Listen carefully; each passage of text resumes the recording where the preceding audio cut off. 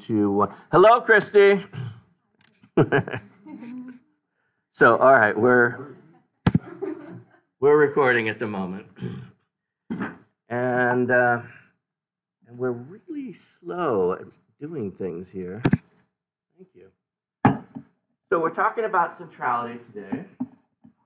Centrality is a fun and easy topic to talk about. It's one that I've devoted a lot of time to. It's the kind of thing that exists in popular culture as well as in networks. So, you know, you're always seeing things like this. I found this book recently. The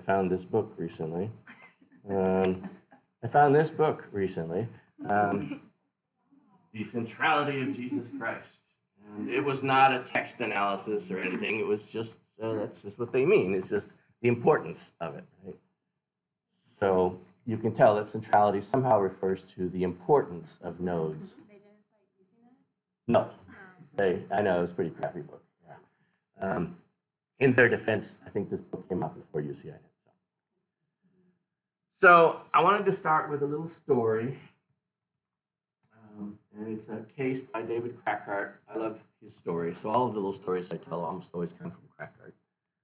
And it's because he once taught an MBA class it was actually at MIT. He's from Carnegie Mellon. But the guy later on calls him and says, I'm working for this group in the Pentagon, and I got a problem, and can you help me with it?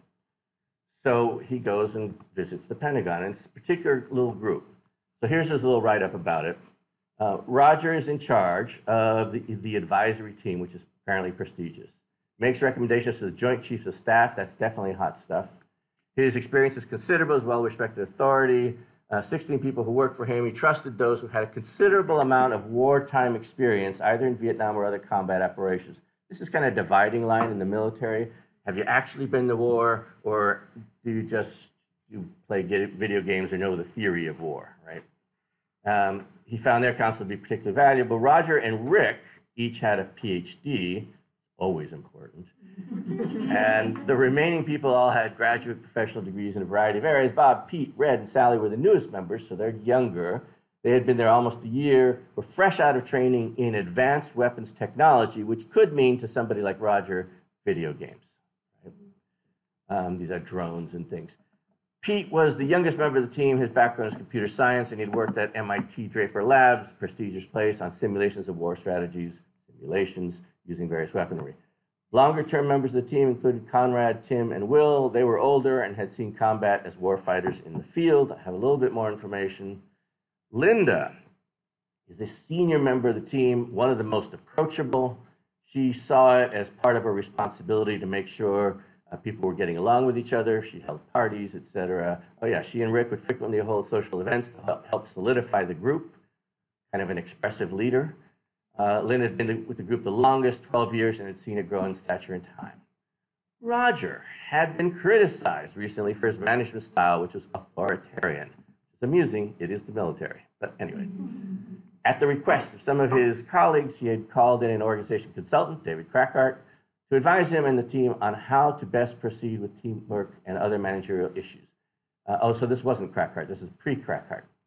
The consultant ran team-building workshops. Roger felt that the consultant was a touchy-feely type and that the experience had been a total waste of time. He refused to bring in any more consultants. Some of the team members were talking behind the scenes of resigning or requesting a transfer. In other words, things were kind of coming to a head.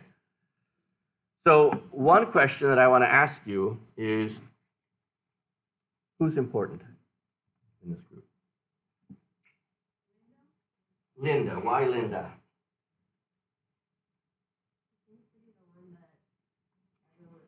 I mean, we assume that she's the one that everyone gets along with most, that she's making the most effort, and she is also noted as one of the most approachable. So she's got some kind of, she maybe serves as some kind of social glue that kind of smooths, problems over, or, can bring along people that are shy or something. A lot of what power? Referent power. Essentially, when you have referent power, you have a lot of kind of informal power with people. It means that they want you to like them and they want to please you, so you have power over them just because. I see. Very nice. Okay, who else has importance or power? You have 2 pages here, by the way. Yeah. Doesn't have to be precise, though. Just give me the top 5 or something. Conrad, Tim, and Will all have combat experience and tenure in the organization. Yes. So they clearly are going to have some kind of power, right?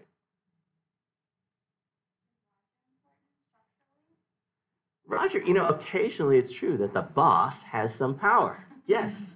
We're all network people here, so we like ignore the formal organization, But it matters. So Roger clearly has a lot of power. And he has a PhD, and that's definitely power. You know that, right? Go into any Chick-fil-A and say, I have a PhD, and you get served. So anybody else stick out? Who? Pete. Why Pete? Okay, right.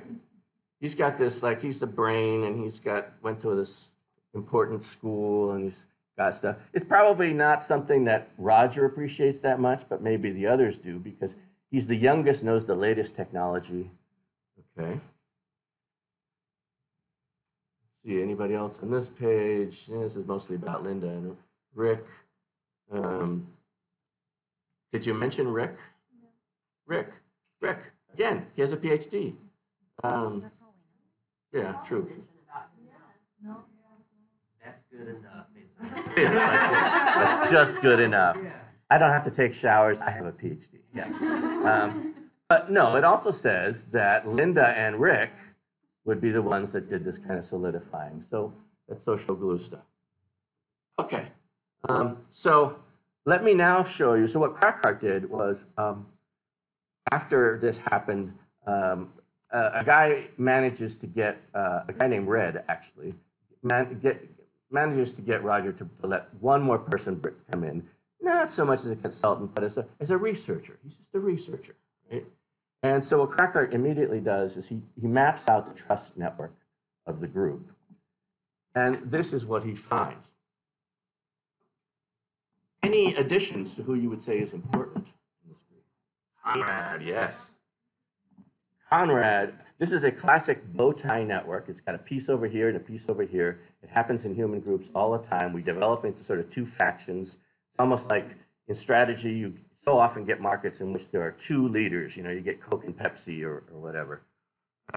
So Conrad is a bridge between these 2 groups.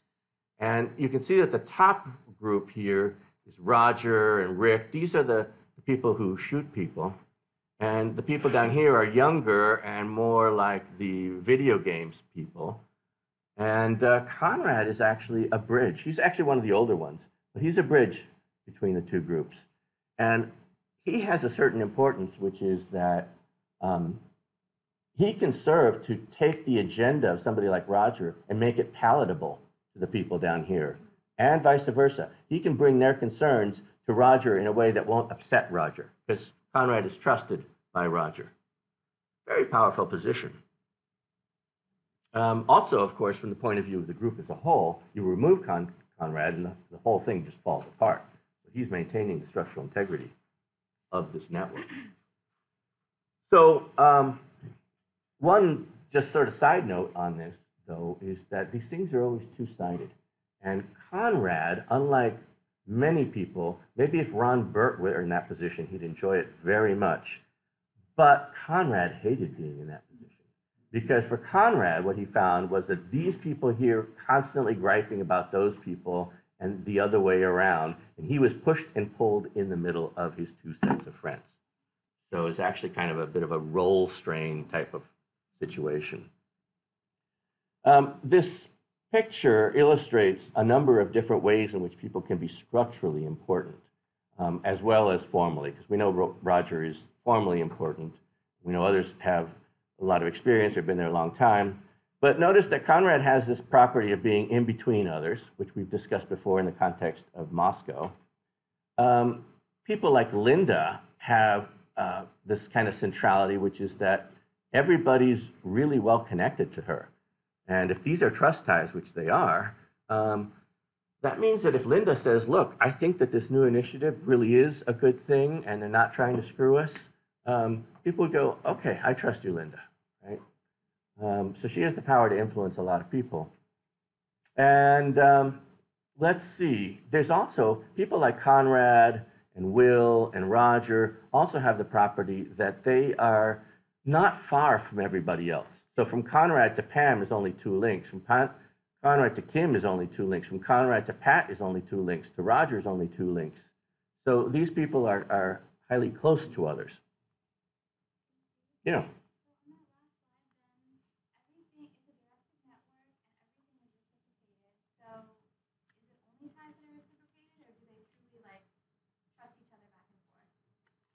It was that in the data analysis, he removed the ties that were not reciprocated. So only the reciprocated ones were left. Yeah. So this slide is used so that when we print this in a PDF, you can't see that previous picture. It covers that picture. Otherwise, I was starting to use this all over the place, and Crackhart was giving talks and finding that the audience already knew the punchline because he'd seen my slides. So fixed that brilliantly. Okay, so obviously we're talking about centrality. Centrality refers to kind of the importance due to structural position of nodes. There's actually a lot of different odd words that are used. When people introduce centrality measures, they sometimes call them prestige measures, or they call them influence measures. They call them gatekeeping, just a ton of different stuff. Very unclear what they mean by that. And I think of it as an aspect of a node's position. So every node here has a unique position in the network, or nearly unique position. And we can characterize that position in terms of its centrality or importance in some way. I have here the question of measures or constructs. For some reason, it is in almost everybody's head that network analysis is a methodology on a par with logistic regression or something like that. It is not. It is a social theory about how things work. It's the fact that because people are connected, there is diffusion, and therefore things that happen to S can affect what happens to B. That's a theory about the world, not a statistical method. But we do have these things like centrality measures, and when people hear the word measure, they think methodology, they think statistics, right? And they state their hypotheses in that way too. So a typical hypothesis would be more central players in this network will be promoted earlier or something like that.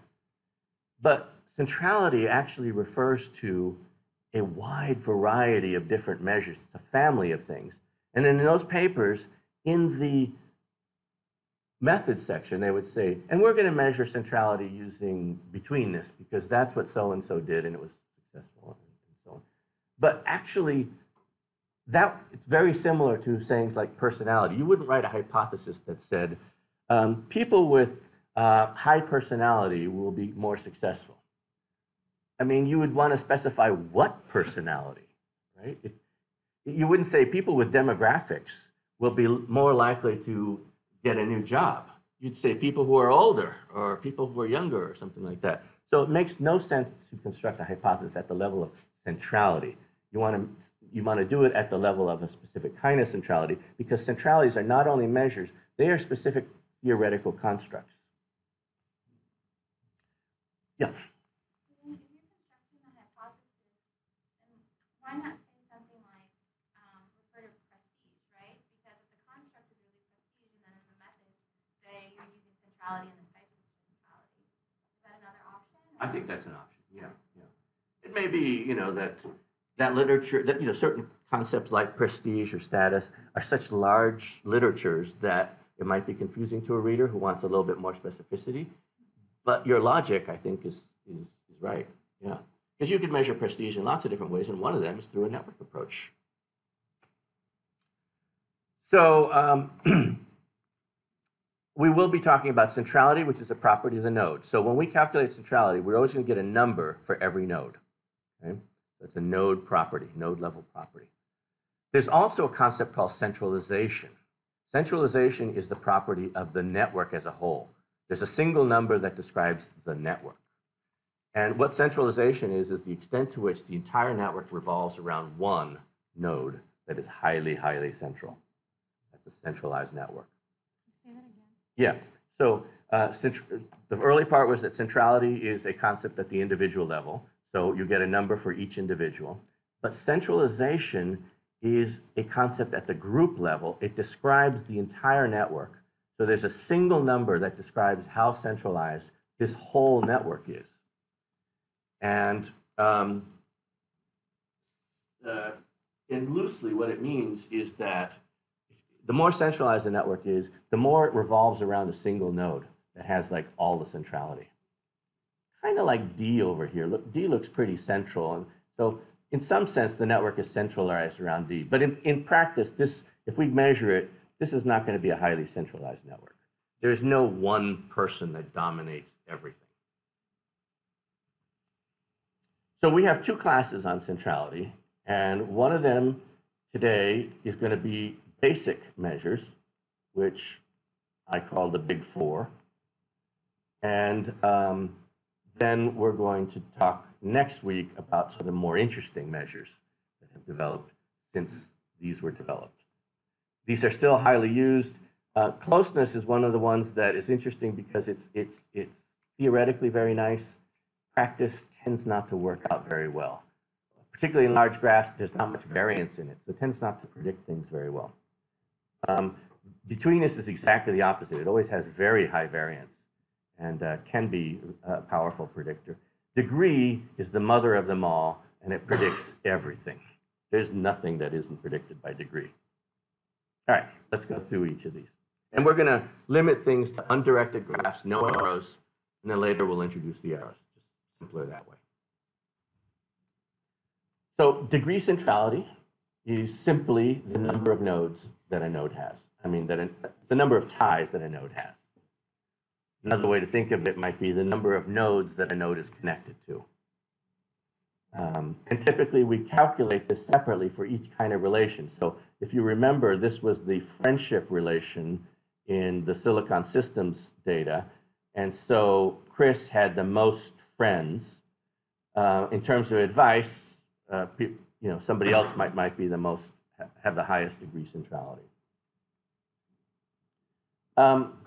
The way we tend to think of it is in terms of in terms of exposure and influence.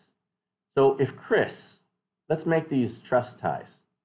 If Chris is trusted by lots and lots of people, then Chris has influence.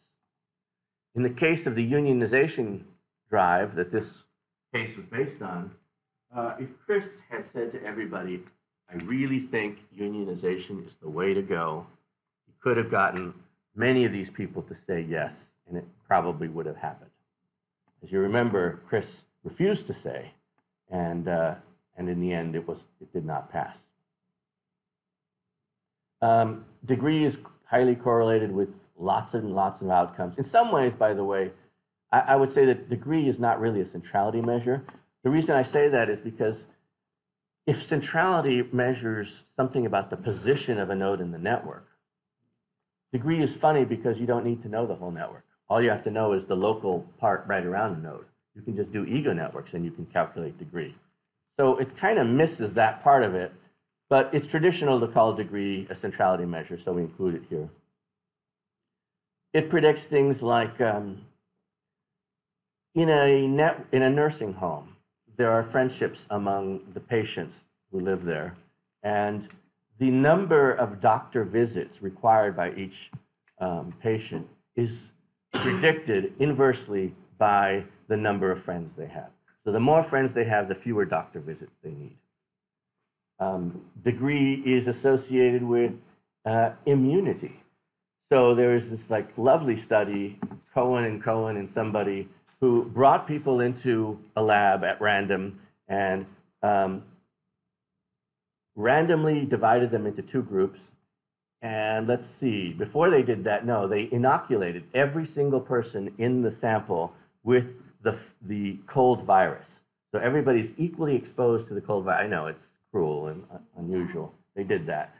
And And then they waited to see who actually came down with a cold, whose immune system would stop it. And it turns out that the people who have more friends were more likely to resist the cold and not come down with the cold. Now that could be explained by a lot of things. So they also did a little experiment. Again, they bring them in, they inoculate everybody with the cold virus, and in one group, they give them friends, and the other one they don't. Now what that means in the context of the experiment is that every week, the friends group comes in, sits around a table like this, and has to tell each other what they did all week and how they felt about it and so on. And then the other group was brought in each week as well, and they watched a movie and didn't interact with each other.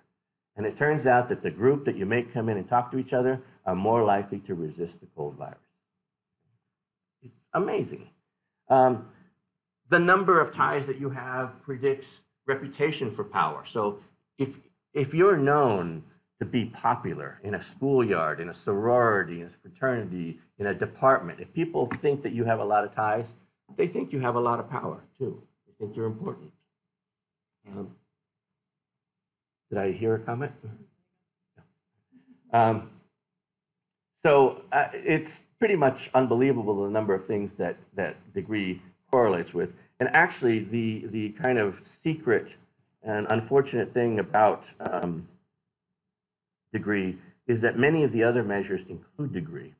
And you may think that, say, it's structural holes that's predicting some kind of outcome, but structural holes is heavily influenced by degree, and it's probably degree that's really doing it. Degree is everything. The more ties you have, the more things happen, good and bad, by the way.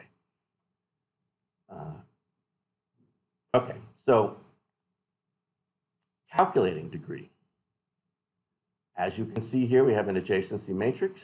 It corresponds in a one-to-one way with this network over here. So you can see that node B is connected to 3 nodes. And if I look at node B, there's 3 ones in that row.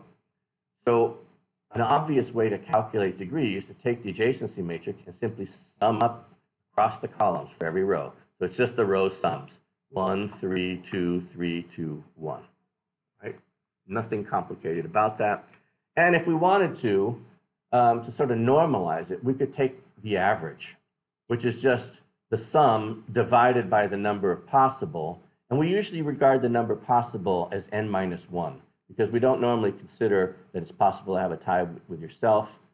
So 1 is 1. So 1 divided by 1, 2, 3, 4, 5 is 0.2. What's the difference between sum and the average? Meaning? In this case, absolutely nothing, because one is just a constant transformation of the other. I like the average, though, because it does let me compare it to other networks, maybe a larger network. So I could say, you know, in this network, B is connected to about 60% of all the people that are available. B in another network might be connected to 20 people, but that might be only 20% of the people available. So the average allows you to compare across networks of different size, whereas the pure sum does not.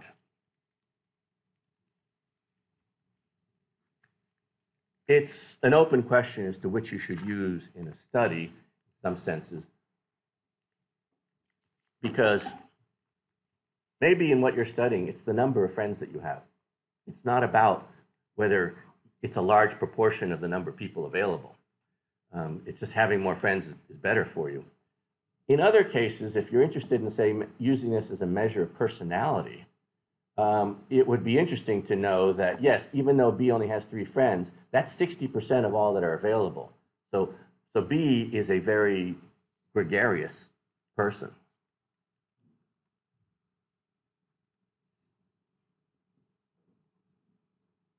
So what do we do with degree? How do we think about it?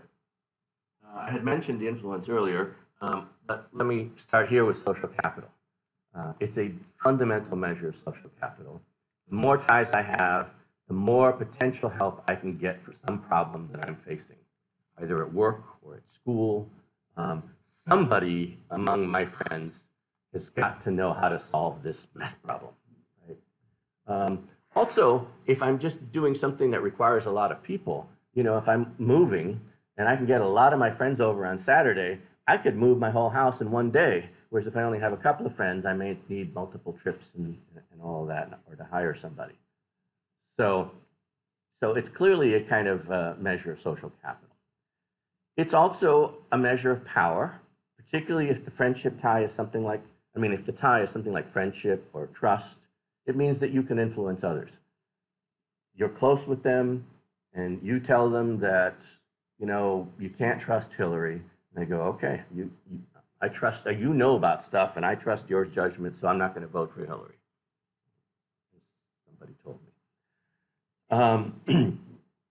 And the more ties you have, the more people you can influence directly, and directly is important. Of course, you could maybe only have 2 friends, but if they then influence 2 other friends and 2 other friends, maybe you could have an indirect influence, but who knows if that really works, right? There is the other side of the coin that you have to be careful of, which is adoption. If you've got a lot of friends and you trust them, then you've got a lot of inputs coming in. How do you decide what to do? For one thing, you may have an opinion starting out that I don't like plastic. I want paper bags at the supermarket. But all of my friends are pretty clear and have some argument about why actually paper is not good and plastic is better. And you've got so many people influencing you that you kind of go, well, okay, I guess I just don't know what I'm talking about, right?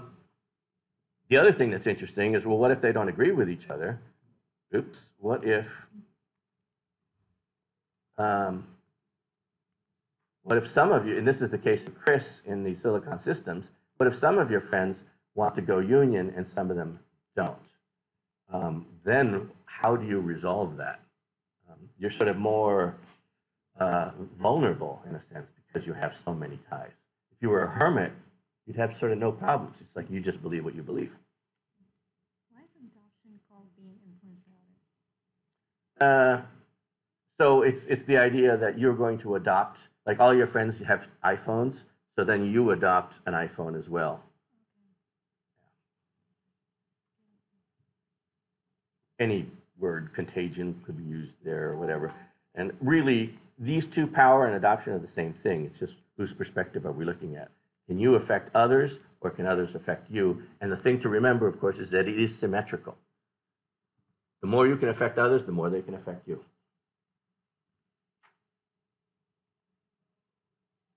Okay, I stole this slide. I was looking at Camila's dissertation proposal, and I saw something that attracted me here. It was suitable for this class. So she has a couple of hypotheses here, and I'm going to ignore some of the details, but let's see. So she's studying burnout, and these are some of the elements of burnout: cynicism, emotional exhaustion, loss of efficacy. And so she says the higher the number of contacts that an actor depends on in order to do their work, the more likely he or she is to express high cynicism. So this person Z wants to get something done, but needs a report from A, and needs E to do such and such for them, needs F to do something. That can be really frustrating, because getting them all to get their jobs done in time so you can do yours, after a while you start feeling like there is nothing I can do. It's impossible to accomplish anything in this stupid hospital, which is what she's studying, right? So, and that's kind of, I wrote that up here, sort of the dark side of centrality here, that sometimes it's always not so good to be highly central. Here, the higher the number of contexts that depend on an actor to develop their own work, the more likely he or she is to experience emotional exhaustion. So lots and lots of people go to Z for advice. Every problem they have, everybody goes to Z, because Z is like the technical expert. After a while, Z starts getting exhausted. They can't even do their own work, and so on. They stop answering the phone, which I did many years ago. Same with David Krackhart. He also doesn't answer his email. It becomes an ugly object in your life because it always brings work. Right? So now let's make degree more complicated, more interesting. So far, when we've been counting degree, we've just been counting the number of people you're connected to and counting them all equally. So B here has 3 friends. and they each count for 1 point. So B has degree 3. And D has 3 friends, 1, 2, 3, and they each count equally. So they have a degree of 3. But what if some people should count more than others? Maybe because they themselves are more connected. So B, for example, knows somebody who is connected to 3 others, but is also connected to somebody who knows only 1 other, which is not nearly as useful. D here seems to be connected to people who know 3 others, 2 others, and 2 others. And so that suggests that we should be weighting degree by the degree of the people you're connected to. Does that make sense? Weighting, yeah, by the degree of the people you're connecting to. And so all that is this. If degree sub j is the degree of each node j, then we can just weight our row sums by the degree of that person. And so, for example, here we have the same network. It's the one below. We can calculate degree. So we just take the row sums, that's 1. Row sums, that's 3. Row sums, that's 2. And we get degree, sort of first level degree. And that sums up to 12, by the way. But then, that was such a cool idea. Why don't we now weight by the degree? So let's look at A here. A is connected to B. B had degree 3. So we are going to say that A's weighted degree is 3 points, not 1, because the one person that they're connected to is worth 3 points because they're connected to 3 others. Then let's look at B here. B is connected to 1, who has degree 1, is connected to C, who has degree 2, and is connected to D, who has degree 3. So if we add all of those up, that's 6 points. So B is actually worth 6 weighted degree points. And let's see.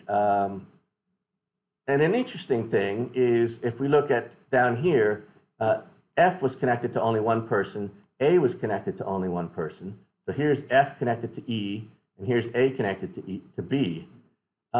If we do it the way we're doing it here, A is going to get a higher point here. Is a 3, because the 1 person they're connected to, the B, is connected to 3 people, whereas F is connected to 1 person, E, who is connected to only 2 people. So thinking about degree as some kind of exposure to what's flowing through the network, naturally, it makes sense to think of F here as being less exposed to what's flowing through the network than A, because A is connected to somebody who's really well connected. Think of it in terms of sexual relations, and you know that having fewer sexual relations with different people is likely to bring less risk of an STD or something like that. And so F and E look like they're both doing the right strategy, only having sex with 1 person, but unfortunately A's partner is having sex with the rest of the network, right? And so that's not good. This is true. F is kind of getting the raw end. Yes, yes. Well, yeah, that's true. But F is a little bit better off, especially in terms of immediacy. D and B are infecting each other like nuts. It's crazy. So we weighted it by the degree of the person, but actually there's just no reason to stop there. Once we've done it twice, we might as well do it a 3rd time. So the 3rd time is we look at A's connection to B. B was connected to 6 people in our weighted degree, so they're going to get a point of, they're going to get 6 points. And B was connected to 3 people, and before they were connected to 3, 6, and 7, and that all adds up to 16. And so we get a different ranking here. And now the separation is coming between A and F, getting a little bit bigger. Notice also that B and D were both connected to 3. Here they're both, here D got a little bit more than B. So they got separated there. Here they got put back together again, but here again now D is showing up as a little bit higher. If we keep doing this ad infinitum, we just get bigger numbers. But the ratios between them stop changing. So down below, we have the same numbers, but divided by the row total. So these are just percentages of the column total, I should say. And you can see that the percentages are settling down by the time you get to here. And these are kind of long-term equilibrium numbers. And so we can see that D is just a little bit more central than B, long-term. D a little bit more than B. Sorry, D a little bit more than B. And that has to do with who they're connected to over there. And so this becomes kind of a nice measure of the overall exposure in the network due to not only your immediate contacts, but the number of contacts that they have and the number of contacts that they have, bringing in the whole network. Yes?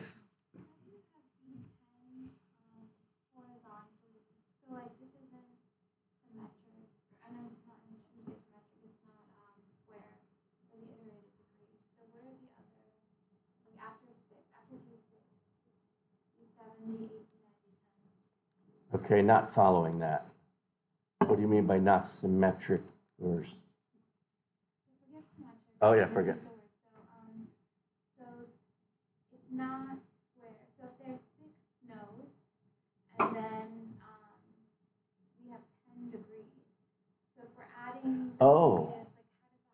Oh, I see. Yeah, right. Yeah, so that number no longer means degree. It's a weighted degree.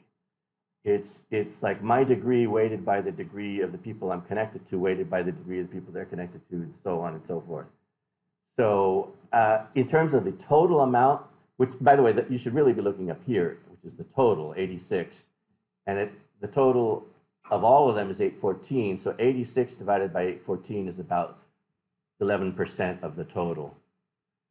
It doesn't have a sort of, very specific meaning that I can point to. Yeah, but it is based on the sum of the number of people that my friends and then their friends and their friends and their friends all add up to. But you're right, it's not a clearly identified number.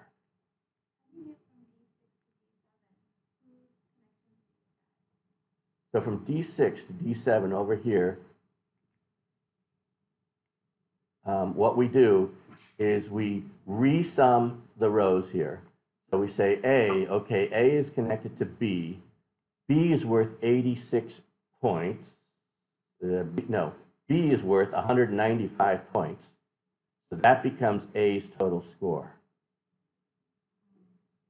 But it's the same process as everything else before, right? Yes. So like from D2 to D3, you took A, okay, so A is where B is, and B had 6, so 6 goes to where B is. Okay. Exactly. So let's look at E. E was connected to D and F. So D was worth 206 points. F was worth 47 points. So 206 plus 47 is what D is now worth. That can't be right. D and F. E. Yes, sorry. 253. Thank you. It's very confusing. Well, we don't, this is what UCNet does for you. You don't have to actually. Oh, don't give me this. I don't have to calculate. I have people to do this. Yes, you're absolutely right. UCINet will do this for us. Although it's kind of fun to carry it out by hand. I don't know. It entertains me. And are you supposed to go all the way up to D10? Or? Now, what you do is you keep going until the percentages stop changing. So right now, they're still changing. Like that's 10.4 and that's 10.5. Yeah, But by, another 20 iterations, it'll be identical. you need that kind of precision. You do because you don't want each time you run the program to get slightly different answers. It's just, it upsets people. So I'll come back to that question though, because it's a very interesting one. I will now detour into matrix multiplication. I believe last time I tried this, well, somebody described my descriptions as flights of fancy. Because this was the day that I was drugged. And apparently I did try and actually say some things about matrix multiplication, but it wasn't really called, it didn't rise to the level of teaching. So we're going to try it again. And I want to show you the power of matrix multiplication, especially in networks. We're going to start simply. We're going to start with multiplying Wundt's matrix by a vector. And matrix multiplication is this weird little thing where you take, well, first of all, the result is going to be determined by the rows of the first matrix, the number of rows of the first matrix, and the number of columns of the second one. So this one has 4 rows, and this one has 1 column. So the result is going to be 4 rows and 1 column. And to get at this first number here, wait a second, I'm not in the page that I wanted to be. Here's where I wanted to be. To get this first number here, what we do is we take the first row of the left matrix and multiply each entry by the first column, in this case the only column of the second matrix, and sum up the products. So we do 0 times 1 is 0. 1 times 2 is 2. 0 times 3 is 0. And 1 times 4 is 4. So that's going to be 2 plus 4 is going to be a 6. To get the second number, we take the second row and again multiply it by the one and only column. So it's going to be a 1 times 1. So that's going to go into here. 0 we can ignore. There's going to be a 1 times 3. So that's 3 plus 1 so far. And 3 plus 1 is going to be a 4. And that's it. Take the third number. The third row against the first column, the one and only column. 0 times 0 is nothing. 1 times 2 is 2. 0 times whatever is 0. 0 times whatever is 0. So it's just going to be a 2. And so that's going to be a 2 here. And then the last node is connected to everybody. And so it's going to get a 1 times the 1, a 1 times the 2, a 1 times the 3. And we get this. Now notice, what is that matrix multiplication doing? It's really just taking the weighted sum of all the people that A is connected to, right? So this last person, 4 here, is connected to all 3 others, and they have weights 1, 2, and 3, and we're just summing up those weights. It's just going to be 3 plus 3 is 6. 1 times 1, 1 times 2, 1 times 3, plus 0. So what this result means is that it's the weighted sum of the rows of A weighted by this column B.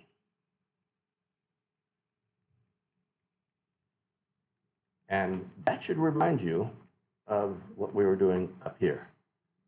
So we didn't talk about matrix multiplication up here, but when we did this thing, we were really just doing a matrix multiplication. I'll come back to that point as well.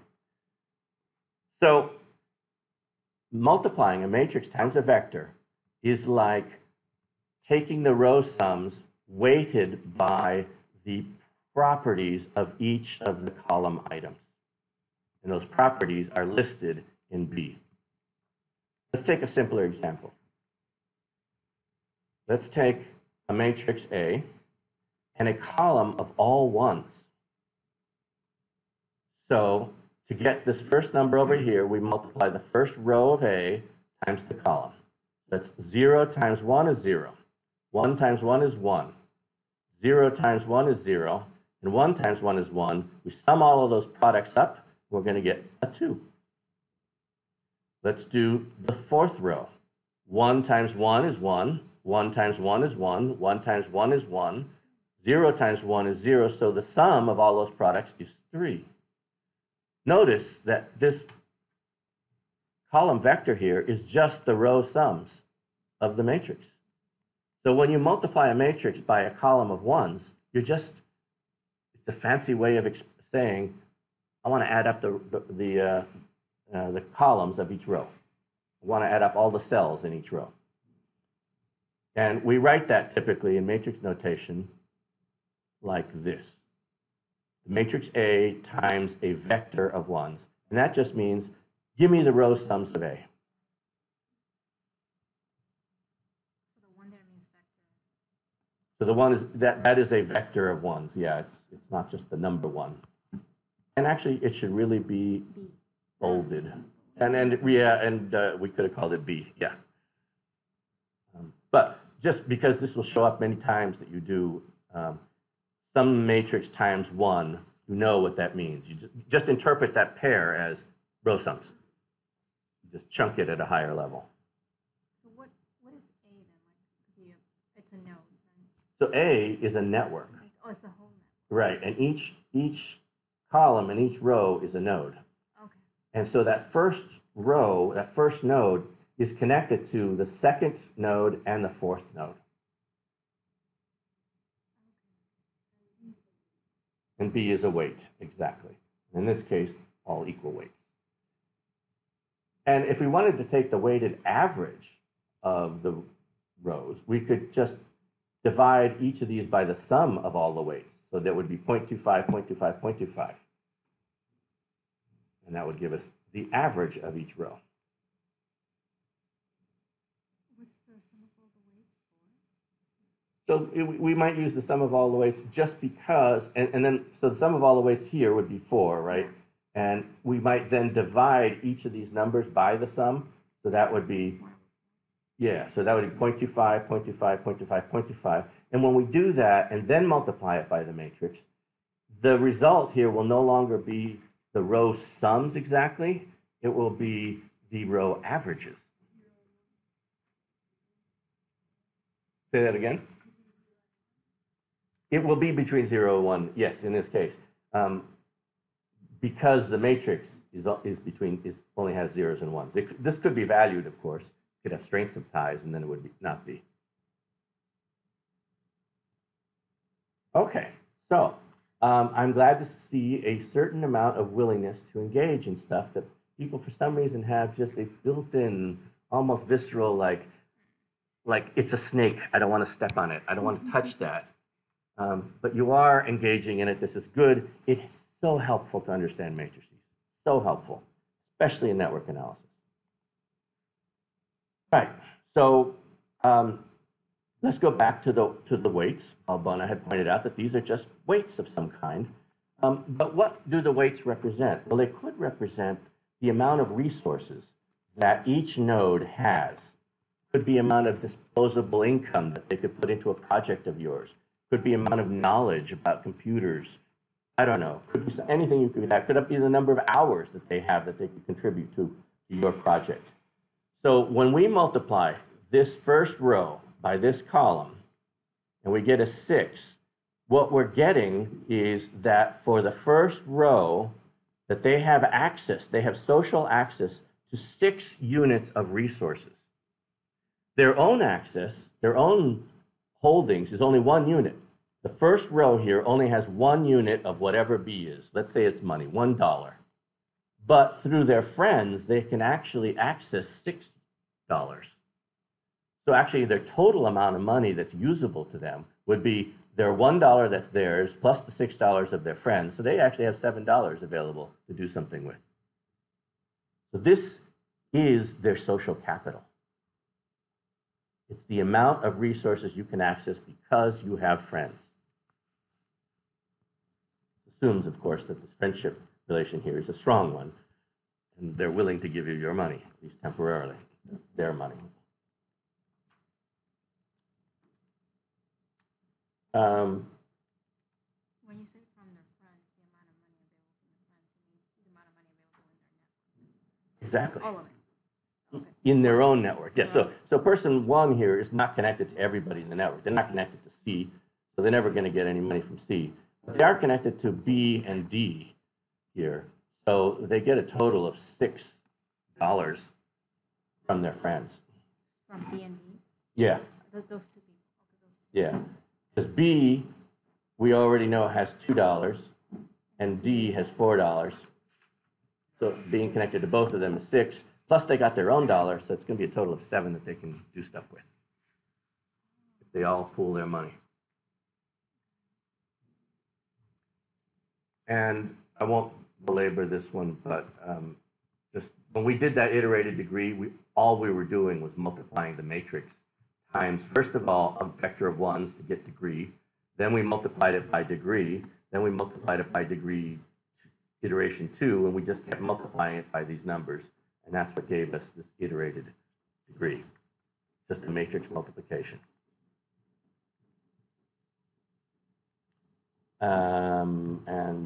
This says that point over and over again.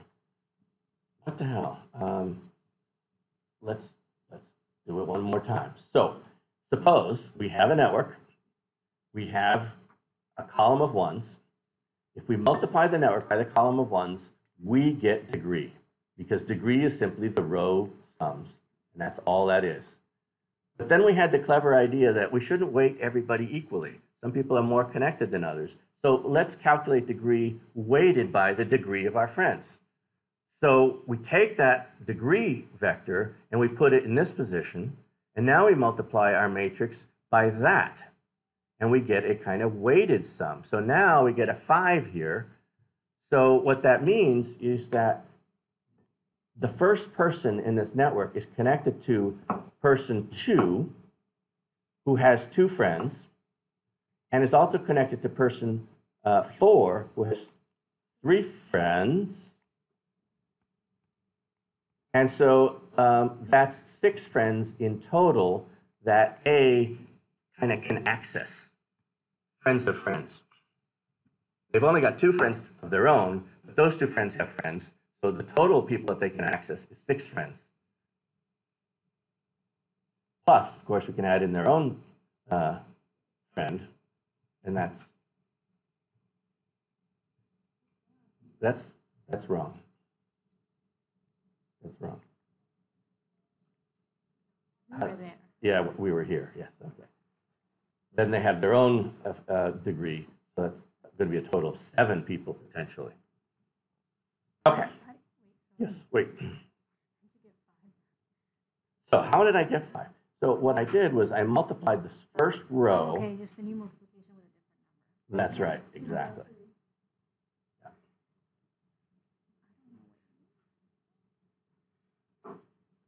So let's move on and let this, sink in and then come back to it a little bit. But what I want you to realize is that if you have a network, ones and zeros, and if you've got a column vector that gives the amount of resources that each person has disposable, that you could calculate your social capital by multiplying these two together. So that's the amount of resources that you have access to through your friends. And if you add that to the original vector, this is the amount of resources that you have access to through your own means, your human capital, and plus your friends. So 7 is what you have total amount of access to. And person 4 here has 10 units because they have 4 of their own and they get 6 from their friends, so they get 10 in total to play with.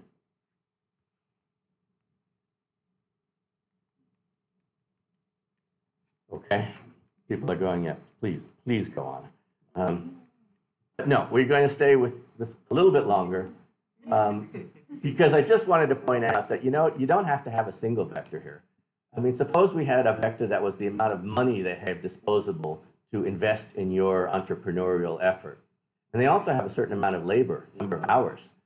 We could do the multiplication separately, but we could also combine them. So we could just put the number of dollars they have and the number of hours in a matrix.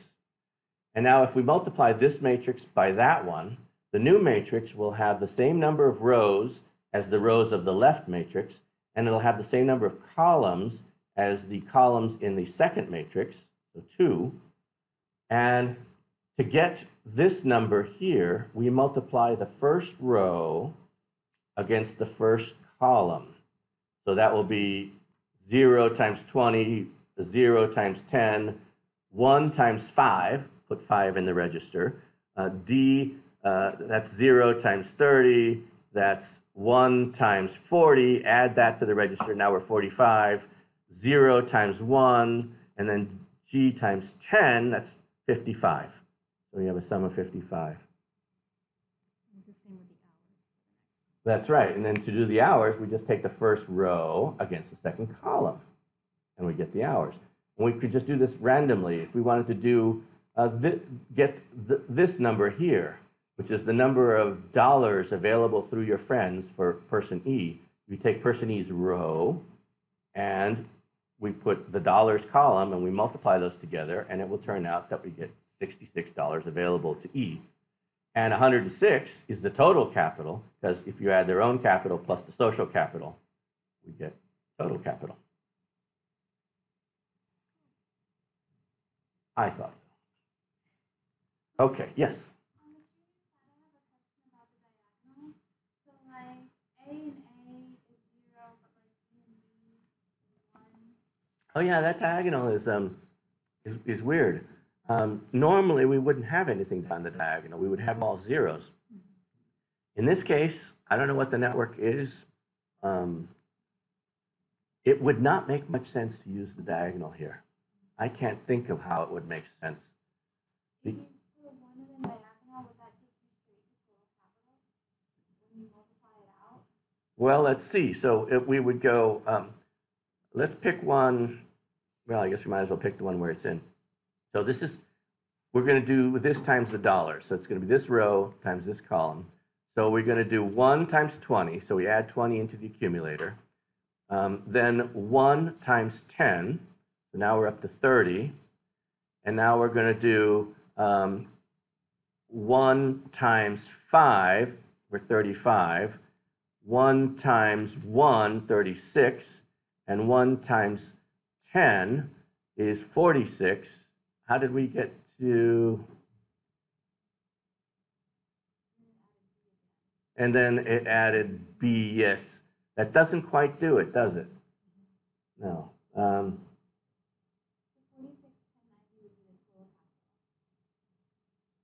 1090 is total capital in terms of hours.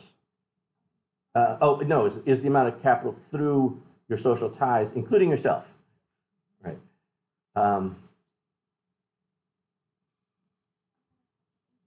All right. I got to think about that question, though. Another quick question. So, like, because it's A to A, A to B, you know, you're normally going to get 0 and 1s. It's going to look like all. Oh, yeah. So over here, of course, these could be strengths of ties. More likely a strength of ties, right? So from C, you know, C is like a 50% friend. So they're only going to give you like 50% of the resources that they have available. But E is like 100%. So that would all get factored in. It would be 0.5 times 5 here. So they only get 2.5. Is that what you meant? So you're multiplying by. So when we multiply this row by this column, we're starting, you know, 0 times 0, whatever, 0 times whatever. 1 now times 5, we're getting a 5. But what if that weren't a 1? What if that was only a 0.5? Because they're only half friends. Then it would be 0.5 times the 5. And it'd be, we'd add in a 2.5 there instead of a full 5. Okay, so what would it mean to say you're half friends? You're not that good a friend. I mean, you have $5 available that you could invest, but you don't trust me that much, and you're just not willing to put all 5 in just because I ask you to. I mean, clearly you have some friends that you can call on for some simple things, but other friends. So these friends are basically either they give it to you or they don't give it to you. That's right. All or nothing. Yes, this is all or nothing. But real friendships are not like that, right? I can get, you know, someone, I might have a friend who's willing to like help me get out of the United States because there's a crime that I've just committed. Most of my other friends not willing to do that. Right? They'll lend me $5. That's about as far as it goes. I only mentioned about the getting out of town because I have a Honda hybrid, and I filled up the tank yesterday, and it told me that I had 680 miles available to go. 680 miles, I can get to Canada. I can, you know, I can easily escape the law. All right, let's get back to centrality. So there's this thing called eigenvector centrality that because the word eigenvector, it strikes many people as scary, and it strikes most other people as cool. Like I should use this in my work because I want my work to have the coolest stuff in it, right? So eigenvector centrality is very, very old. You know, it's from the 1930s that people worked out eigenvectors, but the application to network analysis came in 1972 by Bonasich. And an eigenvector can be described in matrix terms as this equation. V is the eigenvector. A is the network. And the eigenvector is a special vector which has the unique property that if you multiply A by the vector, you get back the same vector, aside from a constant. Lambda here is just a constant. That's just a scaling constant. So some people call this an idempotent. It's a weird thing, but you multiply a matrix by a vector, and you get the vector. It's just plain weird. Now, if we look at it in terms of the formula to calculate it, and here's where it's worth reading subscripts and stuff. This formula is that over there. I actually moved the lambda over from one side to the other to make it clearer. V sub I is the eigenvector centrality of node I. Okay? V sub j is the eigenvector centrality of node j. A sub ij is the cell of the matrix. It's the cell with the row I and column j. So it's the zeros and ones that we've been playing with, you know. So here's our matrix A, and you know, so this is this is the ijth cell where I is 1 and j is 3. J is 3 because it's the third column. So we multiply each cell, and we're doing this summation across the j's. So we're summing across the matrix, every cell in the row. Which row? It's the ith row. So we're multiplying every cell by the eigenvector value of the jth person. If I'm not connected, if I is not connected to that person, then that's a 0. And if they are connected to that person, it's a 1.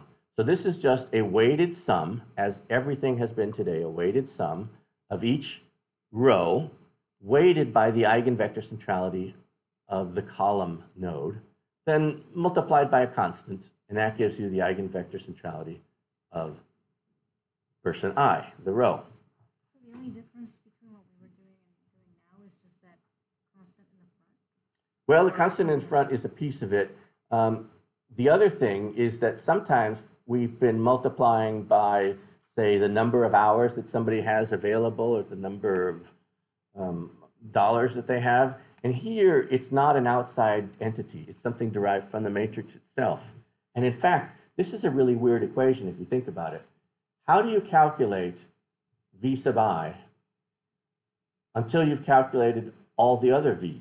So in other words, you have to have calculated all the eigenvector scores for every person in order to calculate the eigenvector score for any one of them.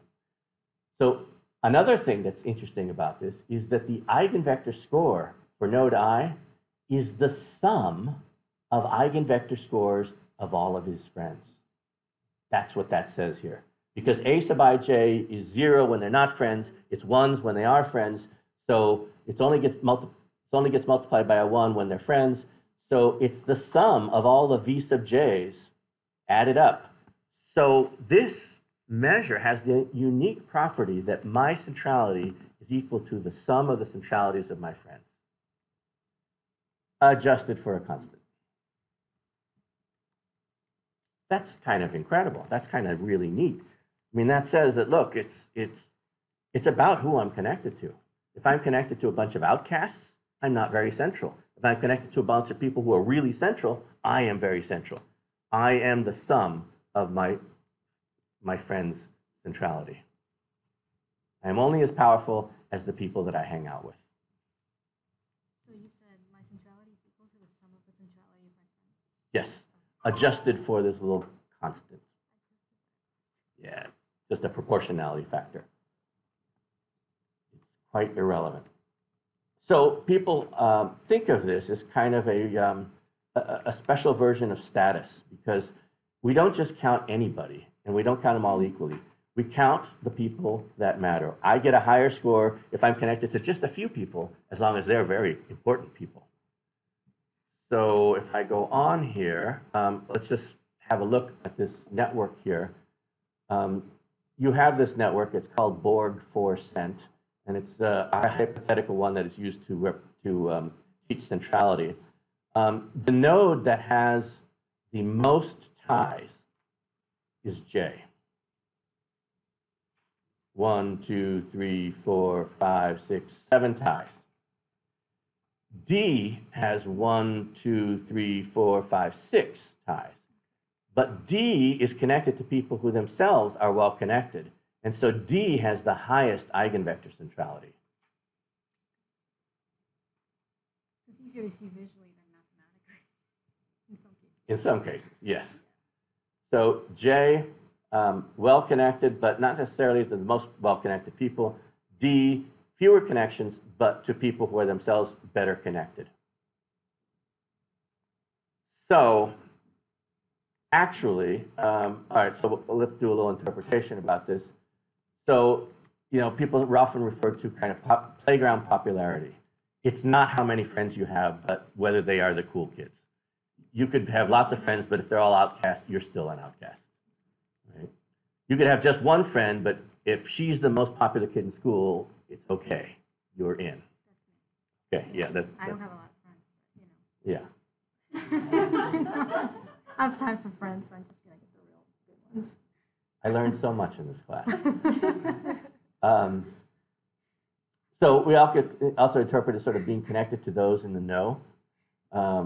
In principle, it might be a better measure of exposure to what's flowing because I'm connected to people who are well connected. So they have a greater chance of knowing what's going on, and therefore I have a better chance because I'm connected to these quality people. It's often used as a measure of being in the core, the in crowd, or of the dominant coalition in an organization, which is a term from OB, from organizational behavior. Let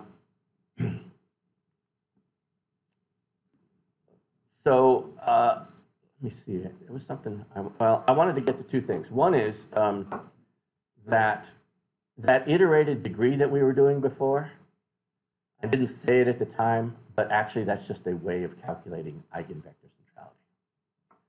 So here's D10, which I calculated by hand. I keep multiplying 10 times, and I get those numbers. And then I calculated eigenvector centrality, and then I correlated the two, and it's within rounding error.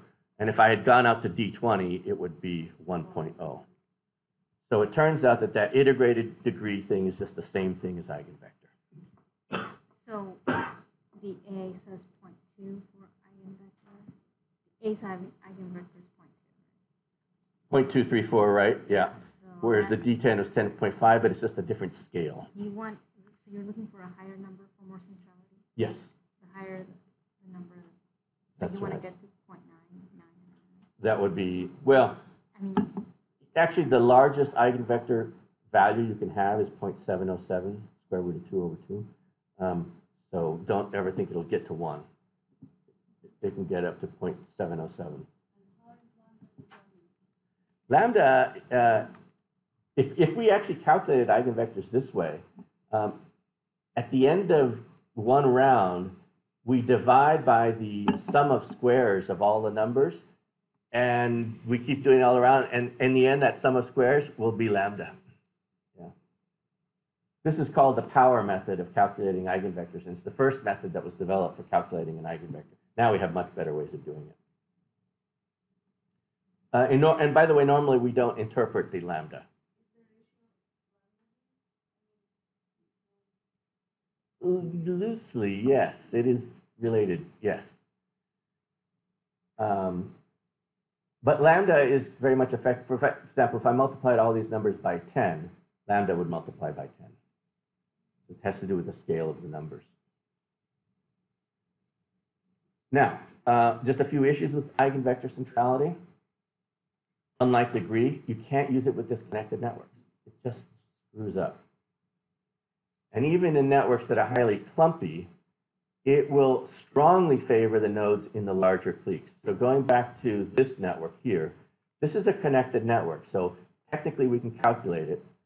But whichever side here, this group on the left or this group on the right has the most nodes, they will all get high eigenvector scores, and the other one will get very small ones. And if we were to cut this tie between I and j, then what would happen is all the ones on the right would have various different eigenvector scores, and all the ones on the left would get absolute zeros.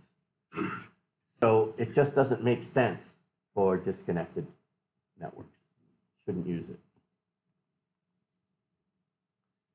And what else? Also, I had said that in principle it ought to be a better measure of risk and exposure because it takes into account that nuance that well, let me go back here, that S is connected to only one person, which is Q, and R is connected to only one person, which is H. But in terms of being at risk of catching some disease that's flowing through the network, R is pretty high risk. They're only connected to one person, but they're connected to somebody who's highly connected. And S is not very high risk. They're connected to somebody who's not particularly well connected, and they're far away from everybody else. So in principle, it should be a better measure of exposure to what's flowing through the network. In practice, it doesn't quite work that way. And the reason is that D here gets its high eigenvector score because it's connected to G, which has many ties, and B, which has many ties, and F, which has many ties, and A, which has many ties. But they aren't people that D isn't already connected to. It doesn't know that D is already connected to G, B, F, and A, so the fact that they are well connected to the other ones of those doesn't actually add to their exposure to anything. It's like double counting everything. So it fails at what could have been a really nice feature. So best to think of it as some kind of measure of group membership, coreness, the dominant coalition, in-crowd, something like that. Right, we've multiplied matrices, we've used the word eigenvector, we obviously need a break.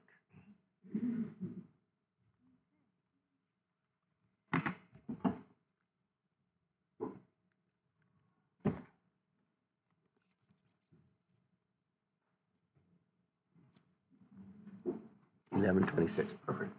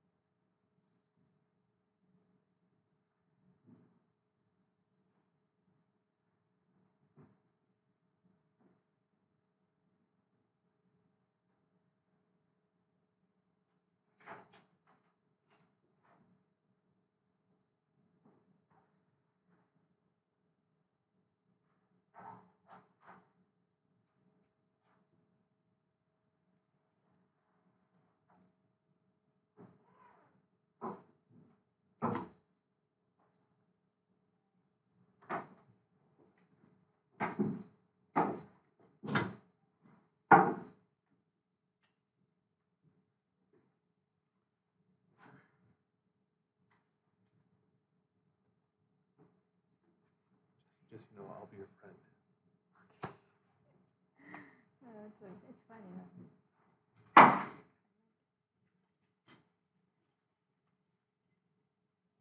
We don't have class on Thursday, right? No. Yeah,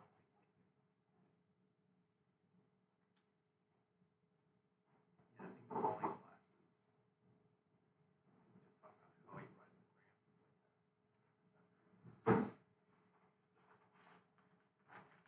Are you going to DOPE? What? Are you going to the DOPE conference? I registered for it, but I'm gonna be out of town, so I'll be there.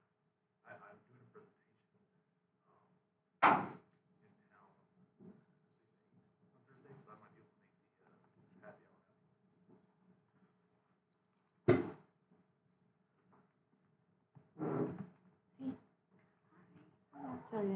No, Camilo no dice que no sabe si va a poder venir a la clase. Pero voy a preguntarle para ver si algún día puede venir. ¿Y tú? Hoy día no creo que pueda, le estoy enviando un correo a mi profesor para ver si me cambia las dos, porque la vez pasada yo fui a verlo, pero no pude reunirse conmigo. Entonces me dijo para el día 1:30. Ok. Entonces, bueno, pues esperemos a que te dice. Si está bien, pues no. Cada 2 jueves, sino que él estuvo ausente por la próxima semana, la semana pasada me dijo que no tenía tiempo, me cambié para hoy día. Claro, sí, de repente a veces cambios de horario te dan mucho ubicado. Claro, pues ahorita que la mira, tú me dijiste en WhatsApp. No recuerdo. No recuerdo, es posible que con mi memoria.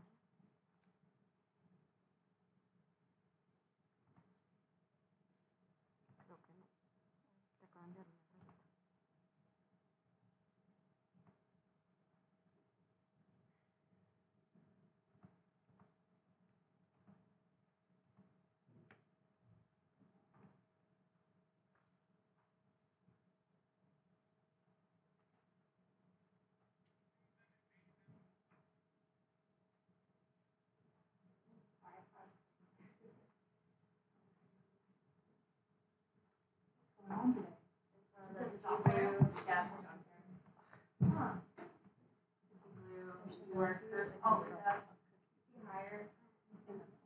Here, yeah, they're short.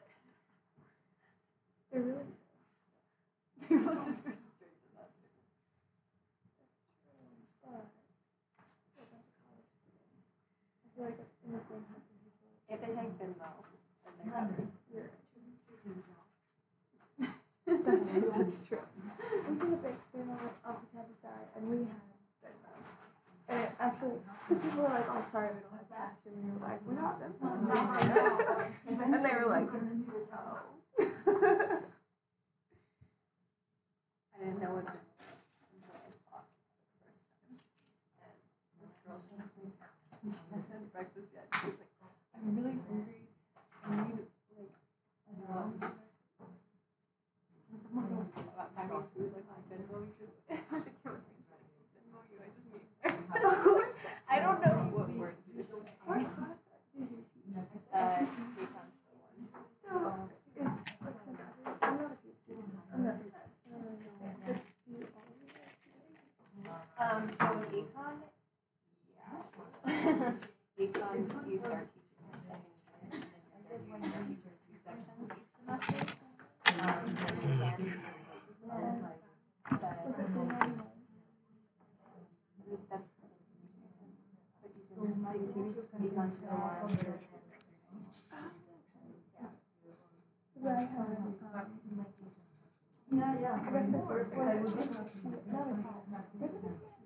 Yeah, I had a TA for my grade. So eigenvector is similar to degree centrality.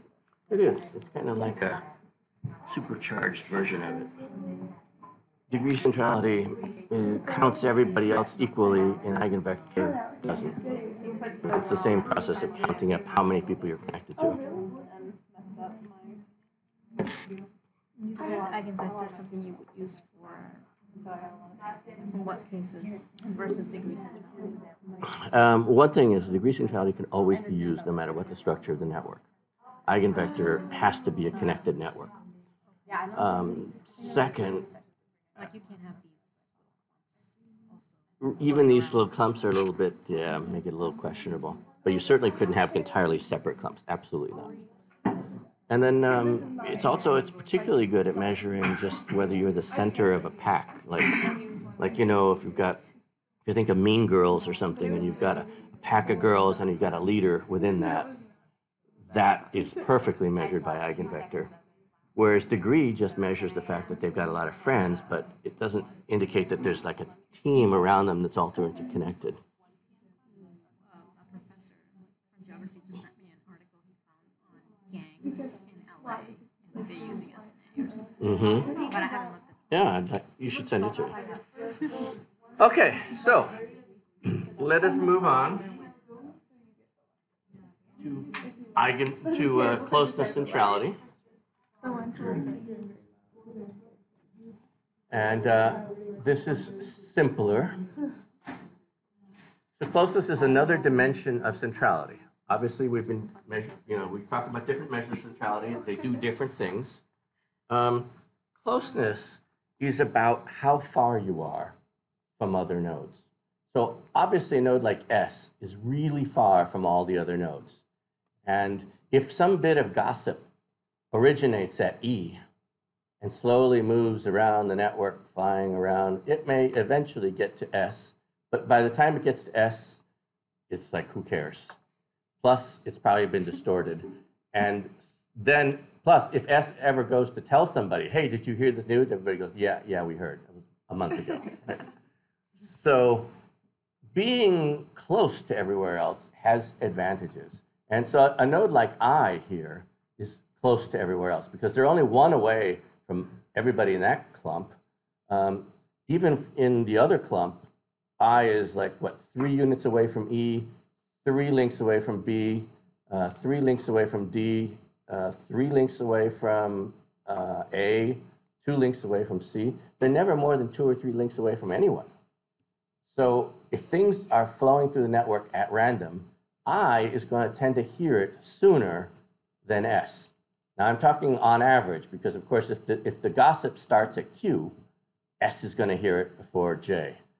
But on average, it will be I that hears things sooner. And that's an advantage, unless, of course, it's a disease, in which case you don't want to be the one that catches the disease early before there's a cure or treatment and things like that. So there you'd rather be S way out here and wait for the disease to finally get to you.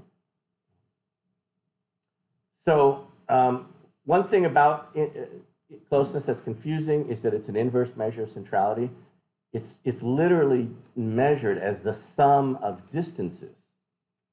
So for S, we'd calculate it's 1 away from that, plus 2 away from that, plus 3 away from that, plus 4, plus 3 away from that, and sum it all up. So the bigger the number, the less central they are. Now, sometimes people normalize it by dividing it into another number so that it reverses things, and the bigger the number. But you have to be very careful. When anybody says something about closeness, you have to ask, has it been normalized, or is it still in the raw form? Because if it's normalized, then a bigger number means more central. If it's not normalized, a bigger number means less central. Like degree, closeness is just row sums.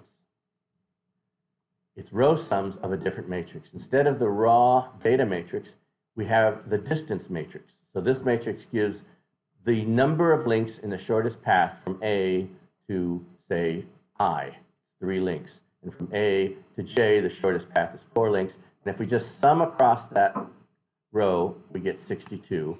And what we're looking for is a small number like 39. 39 is the lowest number here of the row sum. So I is the one that has I call it the best closeness. I want to say the highest closeness. It's confusing. So the other thing you could do is, instead of doing the sum, is do the average distance. That makes more sense to me. If I know that I'm on average 3 links away from others, it's just more informative than saying I'm 62 links away from others. So, but that hasn't been the way it's done in the literature, but I strongly advise using average. I wanted to point out that where close this comes from originally is these Bavelas-Levitt experiments. And I think they're important to cover, even though they're from the 1950s, but just to see another side of network analysis, which is the experimental side of network analysis. And what Bavelas and Levitt, Bavelas was the professor, Levitt was the student, and they took these network shapes and many others besides these, and they brought experimental subjects in to play roles at each of these locations. And since this is the 50s without computers, what they were was cubicles. They would come into a little cubicle and there'd be a hole in the wall.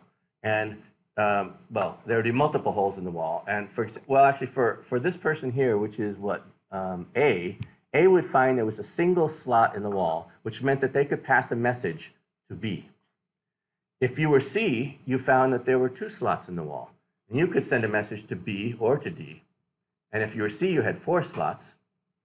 And you could write as many messages as you wanted, and each person had their own color stationery. So you could always tell the message was coming from C because it was on yellow, right? And so it might be that C would send a message to B, B would send that message along to A, and so on. And what they did was they created a game, and the game was that they had to solve a puzzle as a group. So at the start of a round, each person was given a piece of unique information. And if they could pull together all the unique pieces of information, they could then, putting their heads together, figure out the answer to the puzzle. But they needed all that information to do it. And when they thought that they had the answer, they would turn a light on at the top of their cubicle, and the researcher would record the time, the exact time that the light went on, and whether or not they had it right, the right answer. You know. So let's see. So here, let's look at the different structures. Here's a circle, a chain, which is a path, the Y shape, the wheel.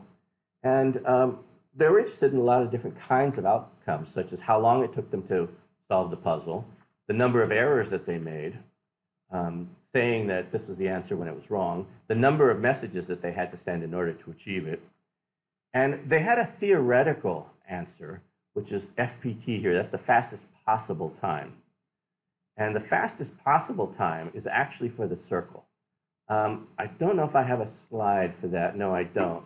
I'll show that to you sometime. But if you're very clever about how you pass information, you can do it in 3 units of time. And you can only do one thing at a time. So, because they're literally writing cards. So at round 1, for example, C could write a card and pass it to B. At that same moment, B could be writing a card and passing it to C. At the same moment, D could be writing a card and passing it to C. At the same moment, E could be writing a card and could be passing it to A, say. And then the next round, they could each do it. And you can actually solve the whole puzzle in 3 rounds.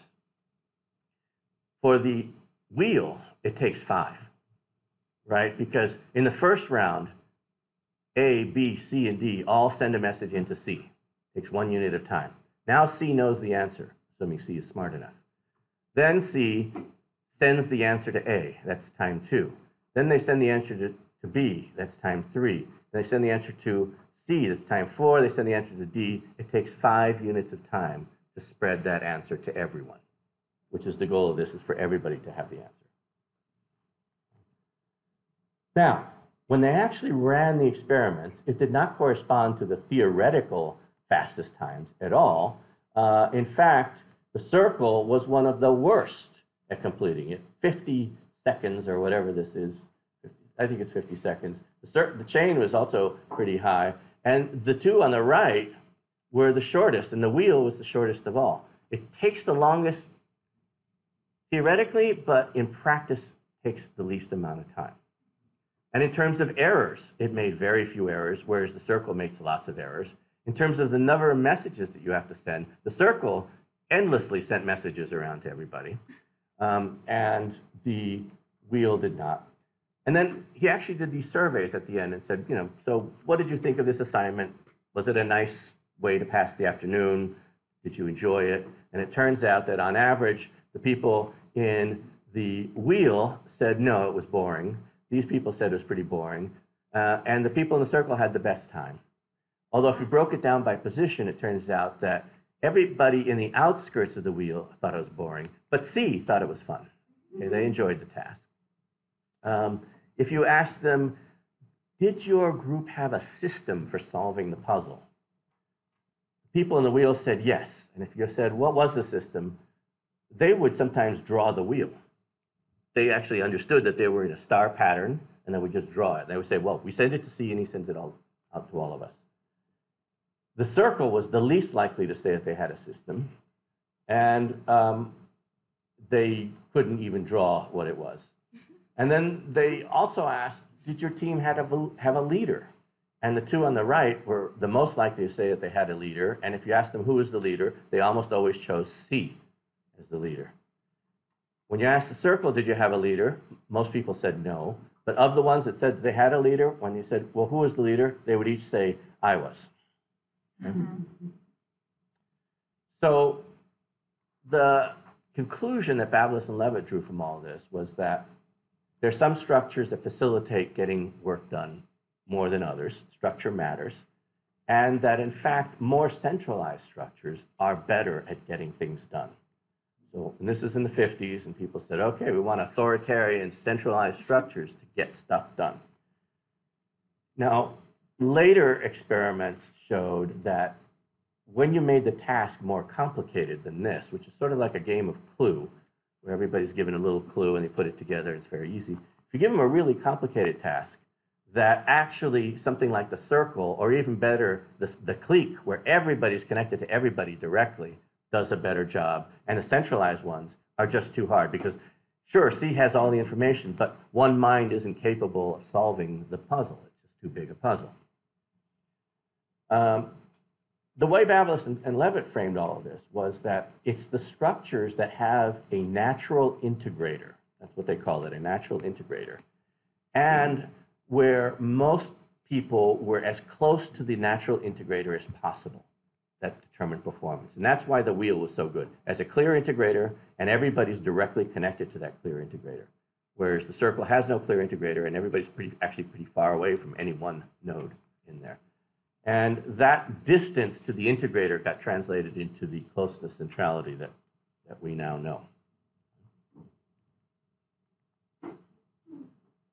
So why would you use closeness centrality? Well, in principle, you use it in any situation where the value of information, the value of whatever's flowing, is determined by time.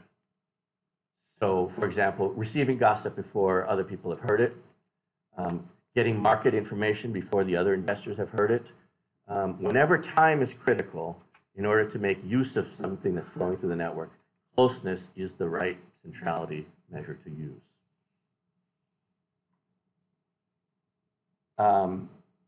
Also, if you're trying to understand a network, so you've got a group and you're an outsider to it, and maybe you're the NSA or the CIA and you want to tap some terrorist group, you want to wiretap them. Who do you wiretap? Well, you'd like to pick the one who has the highest closeness scores, the one who hears everything soon, right? In time to actually do something about what they're going to do. So they're the ones that you would want to pick as, say, a key informant or something. There are a number of issues with closeness centrality. One of them is that it only pays attention to shortest paths. And of course, things like gossip and diseases don't travel along shortest paths. They just kind of wander around at random.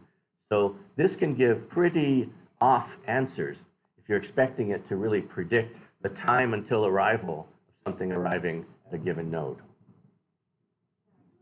The other problem is that it just does not work when graphs are disconnected. It just fails. Part of that is because the distance, when the graph is disconnected, then some nodes cannot reach each other, so you don't know what the distance is. Some people would say that the distance is infinite, and it's really hard to add up infinity. I'm 3 away from this node, 5 away from this, so infinite away from that one. What's the sum of that? It's infinite. There are some tricks that people do, which is to replace the distances with the reciprocal distances, 1 over distance, and sum those. Do I have a slide on that? Let's see. Yeah. So here you have a distance matrix. And you can see that A is 5 links away from 5, from J, I should say, 5 links away from J. And if we take the reciprocal of that, it's 0.2. So it's, so it's now been converted into a number where the bigger the number, the closer they are. 1 divided by 1 is 1. So that's the highest you can possibly be. You're directly connected. If you're 2 links away, you're 50% away from the person, and so on. So that can work. And then when you have a disconnected network, like this one, here you have a network where I3 and S2 are not connected to anybody. So their rows are completely empty. Then their geodesic distance matrix are zeros. And when we take the reciprocal, 1 over, well, see, actually, that shouldn't be zeros, is it? Those are not zeros. These are infinities right here. That distance from I3 to W1 that's listed as nothing, from I3 to W6, let's say, there is no path.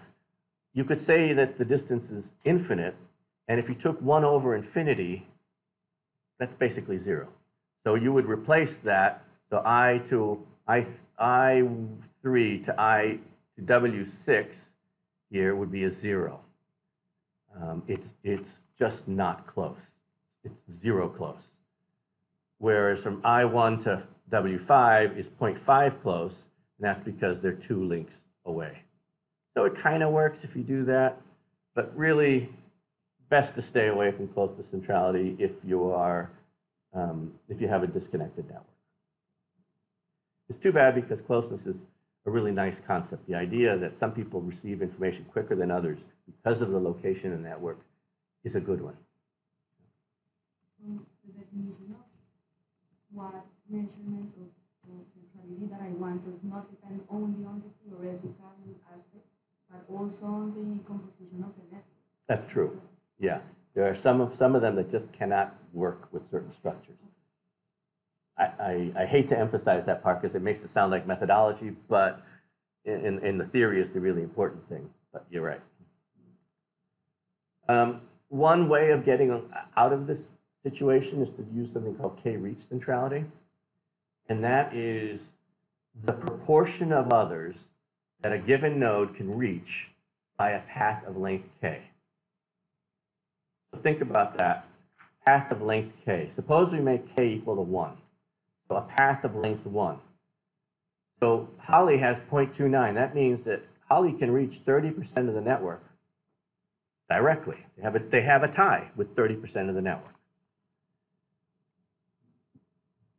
Holly can reach 65% of the network in just 2 links. She can reach 82% of the network in just 3 links. And in 4 links, she can reach every single person in the network. So you could pick one of these, say pick D2, and say, that's my measure of centrality. It's the number of people that you can reach in 2 links. Because I believe that if I spread something to you and you spread something to somebody else, that it can go 2 links. After that, maybe it falls off and it doesn't get anywhere. But that seems reasonable. And so by that measure, we'd say that Holly is very central. We'd also say that Michael is quite central, John is quite central. Oh, Gary is the most central, can reach the most people in 2. Notice that in 1, Gary cannot reach as many people as Holly, but in 2 links, Gary can reach 71% as opposed to 65%. So that's a measure that doesn't care whether the network is connected or disconnected. Who's the first one to reach 1? Everybody. John. It Michael. looks like it is Michael and John. Yeah. Make it in 3 links. That's right. And this is actually a network in which I've symmetrized the data, but let's ignore that.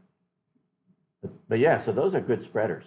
I mean, if you wanted to spread some, plant some ideas among some people and let them spread it, they could reach the whole network in just 3 links.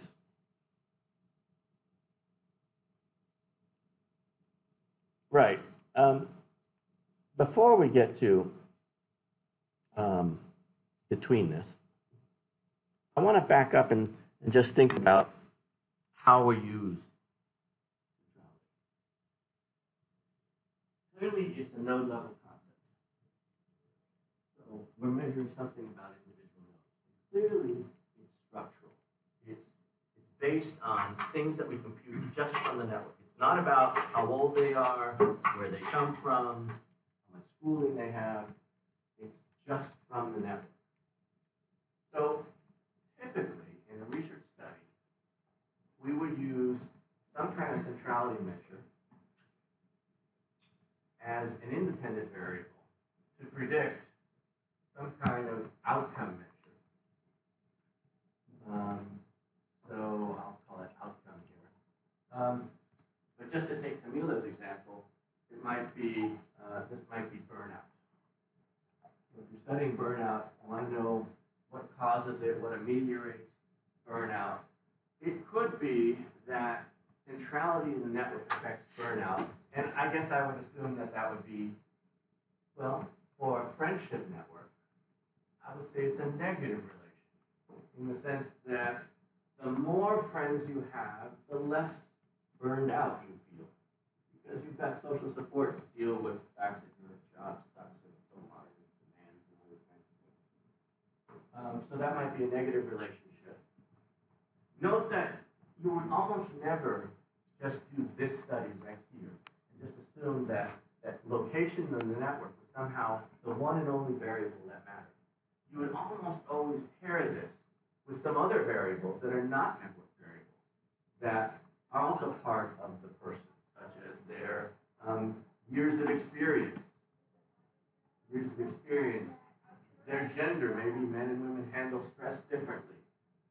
Gender, and you'd have, I don't know, maybe some kind of personality variable. Education, or the type of work they do, right, yeah. I was sort of assuming here that we're somehow all in the same setting, but absolutely. Yeah, it's really hard for, although actually it happens. Professors seem to burn out all the time, but why? What exactly do we do all day that would burn us out? I have no idea. Think too much, yeah. Sit around and think about the things that I want to think about. So we would use these in combination in the regression to predict burnout, and the structural variable would just be one element. And it could, of course, be a more complicated model. It might be something like a moderation variable. Maybe we have a model that says that centrality in the friendship networks affects burnout, but how much it can actually do that depends upon the personality of the person. Or pick a completely different kind of example. Let's pick something like achievement in your organization, how brilliantly you perform, and it may be that centrality, particularly closeness centrality, might be really important because you're hearing what's going on in the organization, and you know that we've got this part that's not being talked about over in Apple, but it's creating self-driving cars. And you're in some other division, but since you know about that, you can connect your next initiative to that other thing that you happen to hear about. And that might be moderated by your intelligence. So, it's great to be central and hear all the stuff, but if you just do nothing with it, it doesn't get you that achievement. But if you're smart, you know how to make use of that information that's flowing through the network. And so the combination gives you some kind of achievement. And so this is how we use centrality in practice. Now, of course, you might also be interested in understanding why some people become central. If you have centrality here, you notice that some kids, your teacher, some kids are a lot more popular than others, and you wonder, what determines popularity? Is it physical size? Is it good manners?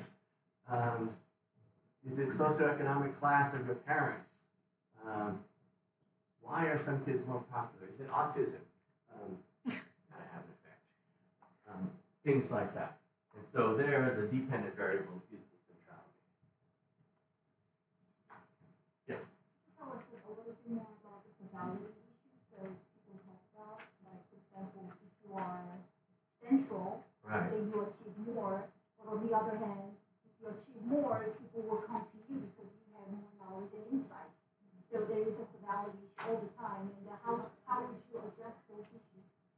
That's a really, really hard one, especially because people don't like to think in either or, right? So you have a study in which you're examining how network position affects your achievement. And somebody says, yes, but the causality could run the other way around. So maybe that's accounting for it. Now, the truth is, it's almost all of these cases, it's going to be, causality is going to run in both directions, right? So that's the reality of the situation. The researcher is still allowed to study just one arrow of that. There are a few people that say that unless you actually take into account the feedback loop, you're not understanding the system at all. I think that that's not true. I think I can examine one direction of it and it has different causes than the other direction. More about like research questions and you kind of choose to Yeah. relationship what you look at.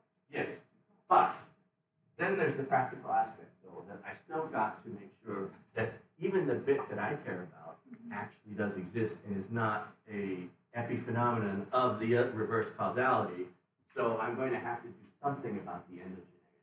Right? I'm going to have to do something about either do this over time, a longitudinal study, or some way of inferring that even when we control for past, let's make an achievement here, even when we can control for past achievement. So past achievement will definitely predict current achievement, but above it and beyond that, centrality still affects it. So I'm controlling for that part. As you know, though, of course, ultimately, there is no, an endogeneity criticism is never quite defeatable. It can be sort of reduced to cut down to size, but it just can't be eliminated. The best we can do is experiments. It's so hard to do in social health. I think it might be useful to bring up some specific examples of how people have dealt with the endogeneity issue. I think I will do. I won't do it today. Can you define that issue? The endogeneity issue? Well, there's a million definitions of it. They're quite complicated. Some of them have to do with selection. Some of them have to do with just past causality. For us, for just now, let's just say that we might think that X leads to Y, but and we study that, and maybe we even measure Y in a time period later than X. So maybe this is personality. Well, let's make it centrality. And this is achievement, political power. But it may have been prior to your measuring it that Y at T minus 2 actually caused this centrality, which then did that. Right?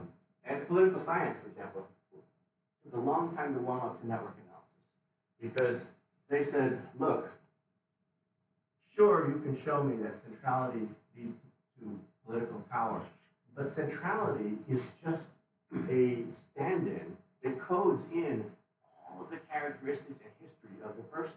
It codes in their personality, their aggressiveness, their ability to negotiate. Everything is coded into that.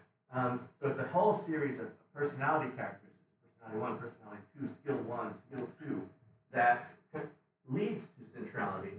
And that's what's really responsible for things. This is kind of just something that happens along the way. Almost as if it's like this. Almost as if this creates centrality and this creates achievement. Oh, so centrality is like an epiphenomenon, right? Yes. Almost Right. like a mediator. Yes. Yes. But what's interesting to me is that even when you do it this way, when you put in centrality here as a mediator, that in some fields, that means, oh, so this is the interesting thing. This is just a, other than, but in political science, often people say, oh, well, the proximal cause is not relevant. Distal cause, that's the interesting part. Pretty funny. But, you know, as an exercise in frustration, try looking up endogeneity.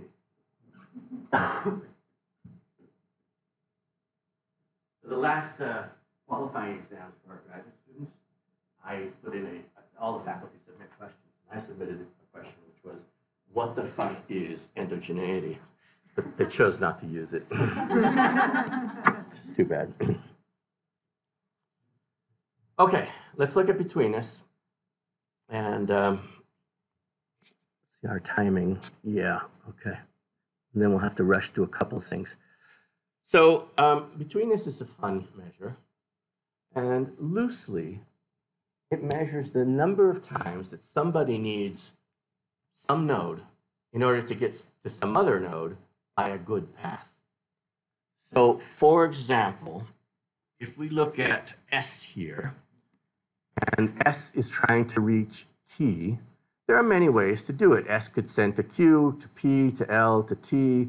S could send to Q, and then to T. S could send to X, and then to T. There's actually 3 paths here. We ignore the long one. So built into the betweenness measure is the thought that we're only going to consider shortest paths. But that still leaves 2 possibilities. There's one that goes through X and one that goes through Q. So if we're measuring the betweenness of X, we would give X a half a point here, because sometimes S will go through T, and will go through X, and sometimes S will go through Q. So really what the measure is doing is predicting how many times it's going to go over X or Q, and it's going to assume that if there's 2 equally good paths, it's going to flip a coin. If there were 3 equally good paths, it would be 1/3, 1/3, 1/3. But P is never going to get any betweenness points for the S and T connection because it's a long path. There's no reason to ever take that one. Now, since then, people have invented all kinds of relaxed measures that say, well, maybe there's a low probability that it will take the longer path, but a stronger probability of taking one of the short paths. All of those are good things. The way the measure works over here, G is the number of shortest paths. Well, let's do the bottom G, from I to J. So for example, it's the number of shortest paths from S to T, and there are 2 of those. G sub I k j is the number of shortest paths from I to J that happen to go through K. So it's this proportion here basically is the proportion of shortest paths that are dominated by K. And K is the node that we're looking at, and so that might be X, for example. And so the numerator here, when I is S and when J is T, there's 2 of these, so that's the denominator, sorry. And then in the numerator, there is 1 path of those 2 that goes through X. So you get a betweenness point for that, X does. Now we take another pair of I and J, say Q to M, and we're still interested in X is the thing we're trying to measure. Well, you could go 1, 2, 3 through X, or you could do 1, 2, 3 through X. There's 2 paths, but X is on both of those. So X gets a full 2 points. It gets a full point for that. It's going to be 2 divided by 2. We always ignore the longest, well, except in these other extended measures that we're not going to cover yet. Yeah. There's also random walk ones where we just assume that things are moving randomly and how often is it going to go through X. But the measure called betweenness assumes shortest paths.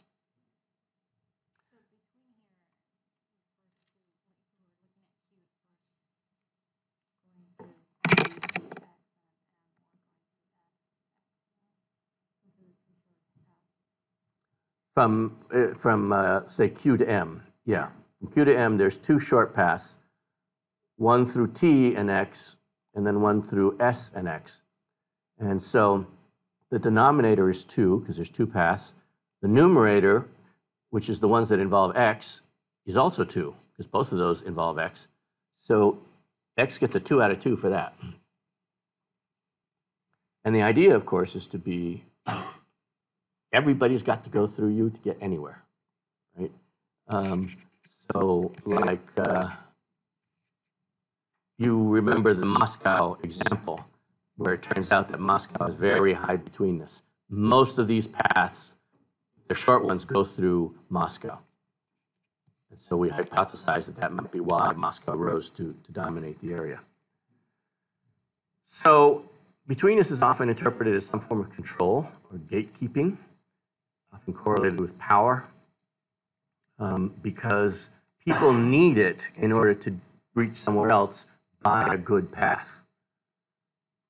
And really long paths often have a tendency to not complete, so they're kind of irrelevant. And in simulations, you might also associate betweenness centrality as an index of the frequency that something reaches a node. So if things are moving through this network all over the place, then betweenness centrality provides an index of how many times something goes through a particular node if there's a bias towards going along shortest paths. Next time, I will show you some simulations where you can see that process. And you can also see what happens when things don't travel along shortest paths, and you count up via the simulation how often they pass over, say, X, and compare it to what betweenness guesses, and betweenness gets it wrong because it made a strong assumption about those shortest paths that were not valid, that were not warranted. Okay, there we go. Right, so let's see. In a network like this, you can immediately look for nodes like J and H to be the high betweenness points, because everybody on the left side's got to go through I and H to reach everybody on the right side. And the actual highest betweenness here is H, mainly because H has got R. And R is entirely dependent on H. For R to reach O, they've got to go through H. R to reach E, they've got to go through H. So H gets a whole bunch of betweenness points just because of this little pendant out here. Sometimes people don't like that. They say that exaggerates things too much. And so we'll remove the pendants before calculating betweenness. Would have the same. Yep. And then the other node that has some betweenness is M here, because S and Q need M to get to all the others.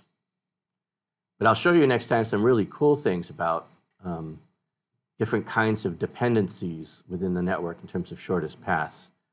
Very interesting. There are nodes which may or may not have high betweenness on their own, but by their presence make other nodes have high betweenness or low betweenness. That's pretty interesting. A couple things about betweenness, whereas closeness and degree can often be guessed by people in groups. You can ask them, so who's well connected around here? They'll find the high degree nodes and stuff. They often don't know the high betweenness points because they don't have a mental picture that their group is set up this way, and they don't realize that, if you're W2 here, you don't realize that W5 is the connection to this other group because they're a few links away from you too. It's also interesting in that the kind of power that betweenness has is different. Like having a lot of ties or having high eigenvectors seems like inherently good for you. Because if I have a lot of friends, then they can give me stuff. So the benefit goes directly to me. The high betweenness, it's not clear where the benefit goes to. High betweenness point is important. Like W5, if we remove it, it destroys the network. This whole side is separated from this whole side. That's not necessarily an advantage to W5. It's an advantage to the network that W5 is present. Now, if the network chooses to reward W5 for that connectivity, then that's something. W5 has to realize that they're in that position and exploit it. Whereas having high degree, you don't even have to know that you have high degree to get the benefit from it. Gossip is just flowing around and you've got this huge number of antennas and you happen to hear it. You don't have to know to get that benefit. Yeah.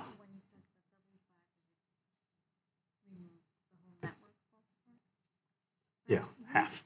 I mean, can you just reconfigure? That's an interesting question, yeah. I mean, someone will take up the role of W5, right? Yes, yes. So I So, don't understand this why the other network pulse part. Maybe that particular network won't look exactly the same, but you'll still have a network. so a couple things about that. One is betweenness works much better with ties that are hard to form. So trust ties. So let's say that this group over here is getting tired of basically using W5 as a go-between to negotiate with these people here. And eventually says, W3 says, I'm going to make friends with W7. And I've heard of this S4, and I'm going to make friends with them. And I'm just going to trust them, and they're going to trust me. But you can't do that. You can't simply like decide that you're going to have trust ties. It takes years for people to trust you. So W5 does have some ability to cause problems. And removing W5, they go off to some other company. It may take some time for these people to learn to trust these people over here. They've been already, if you look at this network, they've been used to treating them as them and us anyway. With so many people getting fired, companies don't fall apart because Yeah, because companies happen to have a lot more ties than this usually. This is a very exaggerated situation. But also, those are weaker ties often. Another one is diplomatic relations. There are certain embassies that have to do all the work. When Israel has to say something to Syria, it has to go through the U.S. embassy, and you can't just sort of say, we're not going to do that nonsense of going through the U.S. anymore. We're just going to talk directly. Doesn't work that way. So now in things like terrorist networks, classic U.S. strategy, find a terrorist network, find out these pressure points, remove them, and say, ha, we've destroyed the network. And guess what? You were absolutely right, that what happens there is that instantly all of these people over here that are disconnected immediately send out ties to all of the other people over here. And the result is a more connected network than it was before. Yeah? So if it's a tie that can be made fairly easily, betweenness is not that important. Another one that's not easily made is, of course, roads. So roads just take time to build. In the case of the Moscow thing, these are rivers. Really hard to build rivers. So this slide is the one that actually says what we just said. Betweenness works best with hard to form ties like road or trust.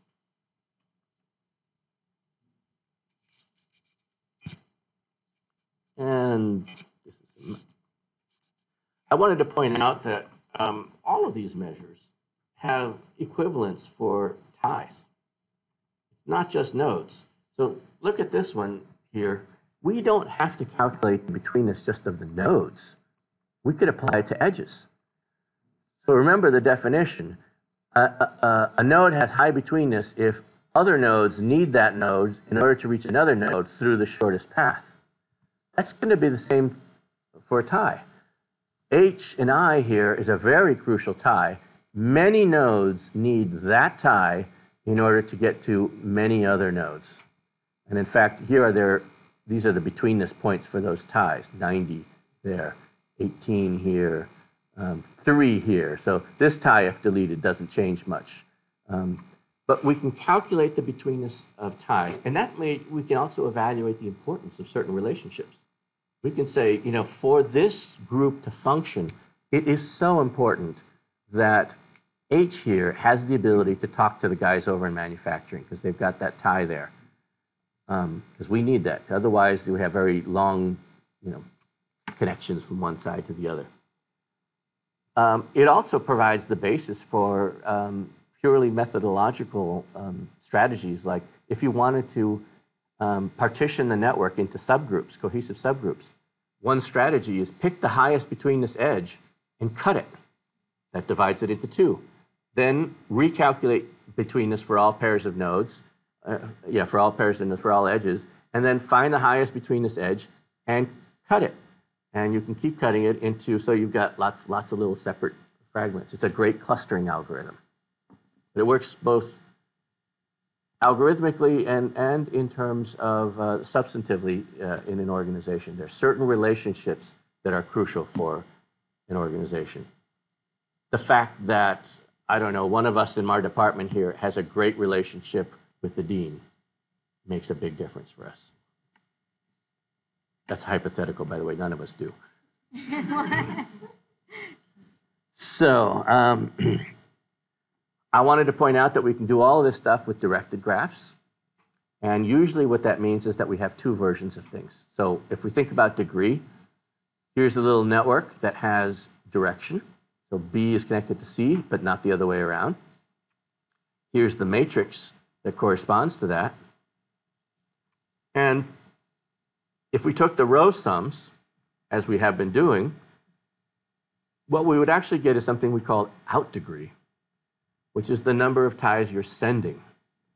And then if you calculated the column sums, we'd have something that's called in degree, which is the number of ties that you're receiving. In an undirected network, a symmetric matrix, of course, the row sums and the column sums are identical. But now we can distinguish between the two. And it's worth thinking about what the difference is between these two. Well, first of all, here's the CampNet data set. The CampNet data set was collected in such a way that it's essentially, we asked every person for, who are the 3 top people that you like? So everybody's out degree is exactly 3. It's highly uninformative. Nobody wants to calculate out degree here. In degree, very interesting. Person Brazy, only one person said they liked Brazy, or was among their top 3. The only one person to say that they liked Brazy was Lee. Very different from Pam. 5 people said that they liked Pam and put her in their top 3. 5 people liked Steve. Some other Steve. This is my Steve. Pam's citation rate today? Nothing. Steve went on to win this contest. Poor Bill. Nobody picked Bill. Nobody picked John. Okay. By the way, using this stuff in interventions is very powerful. When you show this kind of data in visual or matrix form, and you say, hey, nobody chose you, it's just a motivation to change. Right? It really is powerful. I'll give you some examples later, some real examples. Something that's fun to do is you could plot out degree by in degree. So here I've done that. Each person has obviously an out degree score and an in degree score. So here's a person, number 15, who has very high out degree. The tie here is who do you seek advice from? So out degree is 20. They are seeking advice from 20 separate people. So these guys are really like collecting information. Now, they're low in the vertical dimension. In terms of in degree, they only have 4. Only 4 people are asking them for advice. So I've kind of labeled this quadrant here of high out degree and low in degree as kind of novices. These are people who are new to some setting. They're newbies. They have to ask a lot of questions. People don't ask them questions, so they don't know anything. Right? There's the opposite. There's the experts, like 2 here. 2 hardly ever asks anybody for advice. 2 asks 3 people for advice. But 18 people ask that person for advice. They're an expert. Everybody comes to them. You've got the high involvement people here who are high on both. They're just exchanging information. They're probably sort of your ideal researchers in a pharma company or managers or something like that, because they're taking information in and they're giving it out. And then there's the ones who are over here. We chose not to give them a name. they're almost like they're not there. Nobody asked them for anything. They don't ask anybody else for anything. They're retiring 3 years, you know. Okay. Closeness, we can do the same thing. In closeness, out closeness. Kind of interesting here. Out closeness is the total distance from you to all others. So it measures how well positioned you are to diffuse things to others. If you've got a small closeness score, out closeness score, that means you can diffuse to like the whole world really quickly. In closeness is how long the paths are to get to you, how quickly it takes information to get to you, or how long it takes to get to you. Those are two very different kinds of things that are of interest. I would also point out back here on in degree,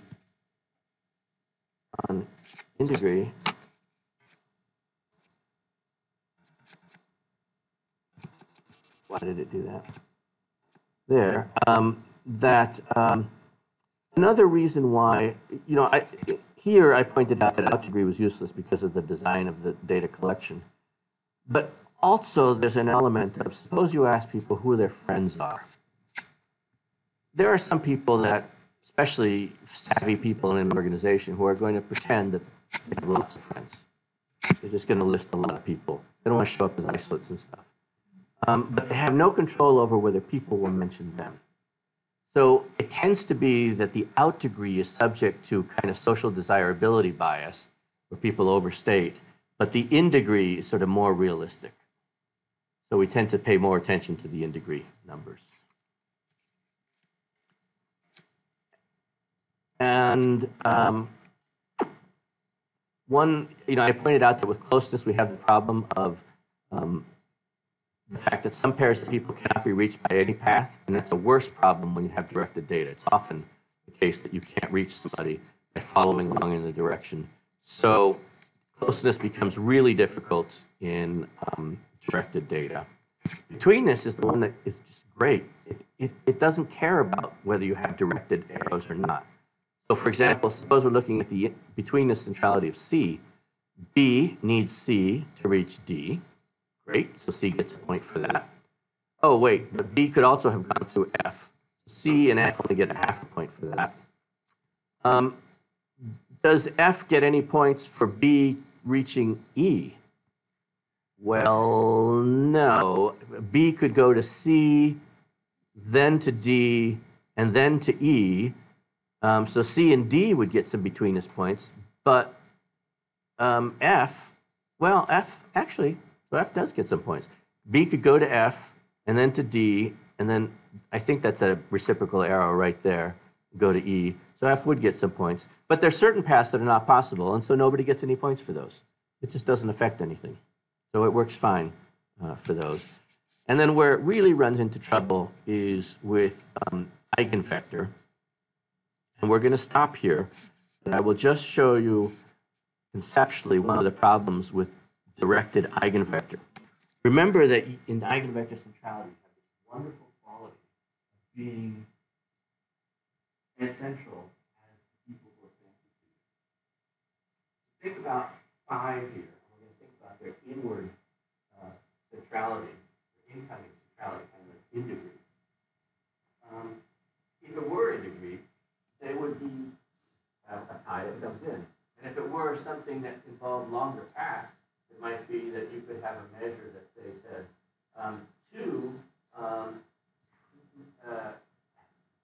sends to 3, who sends to 4, who sends to 5. So 5 gets the benefit of maybe knowledge that's coming from 2. It's a long path, but maybe we could discount it by the length of the path or something like that. But they still get some benefit from it. So 5 should be the big winner here. But what really happens is that, well, 1 and 2 have no incoming ties. So their friends are not contributing anything. They're contributing 0 centrality to them. And remember, their centrality is entirely a function of their friends. So they have 0 centrality. So now they've got 0, and they contribute 0 to 3. 3 contributes 0 to 4, who contributes 0 to 5. And that's like weird. It doesn't make sense. 5 should be getting a big number. There are solutions to this. And those solutions I always like to do this, in the most dramatic kinds of things. I know this is terribly exciting to everybody. You will have to wait until next week to find out. All right. See you later. Oh, and I recorded this one, so I have to turn off the recording. Great.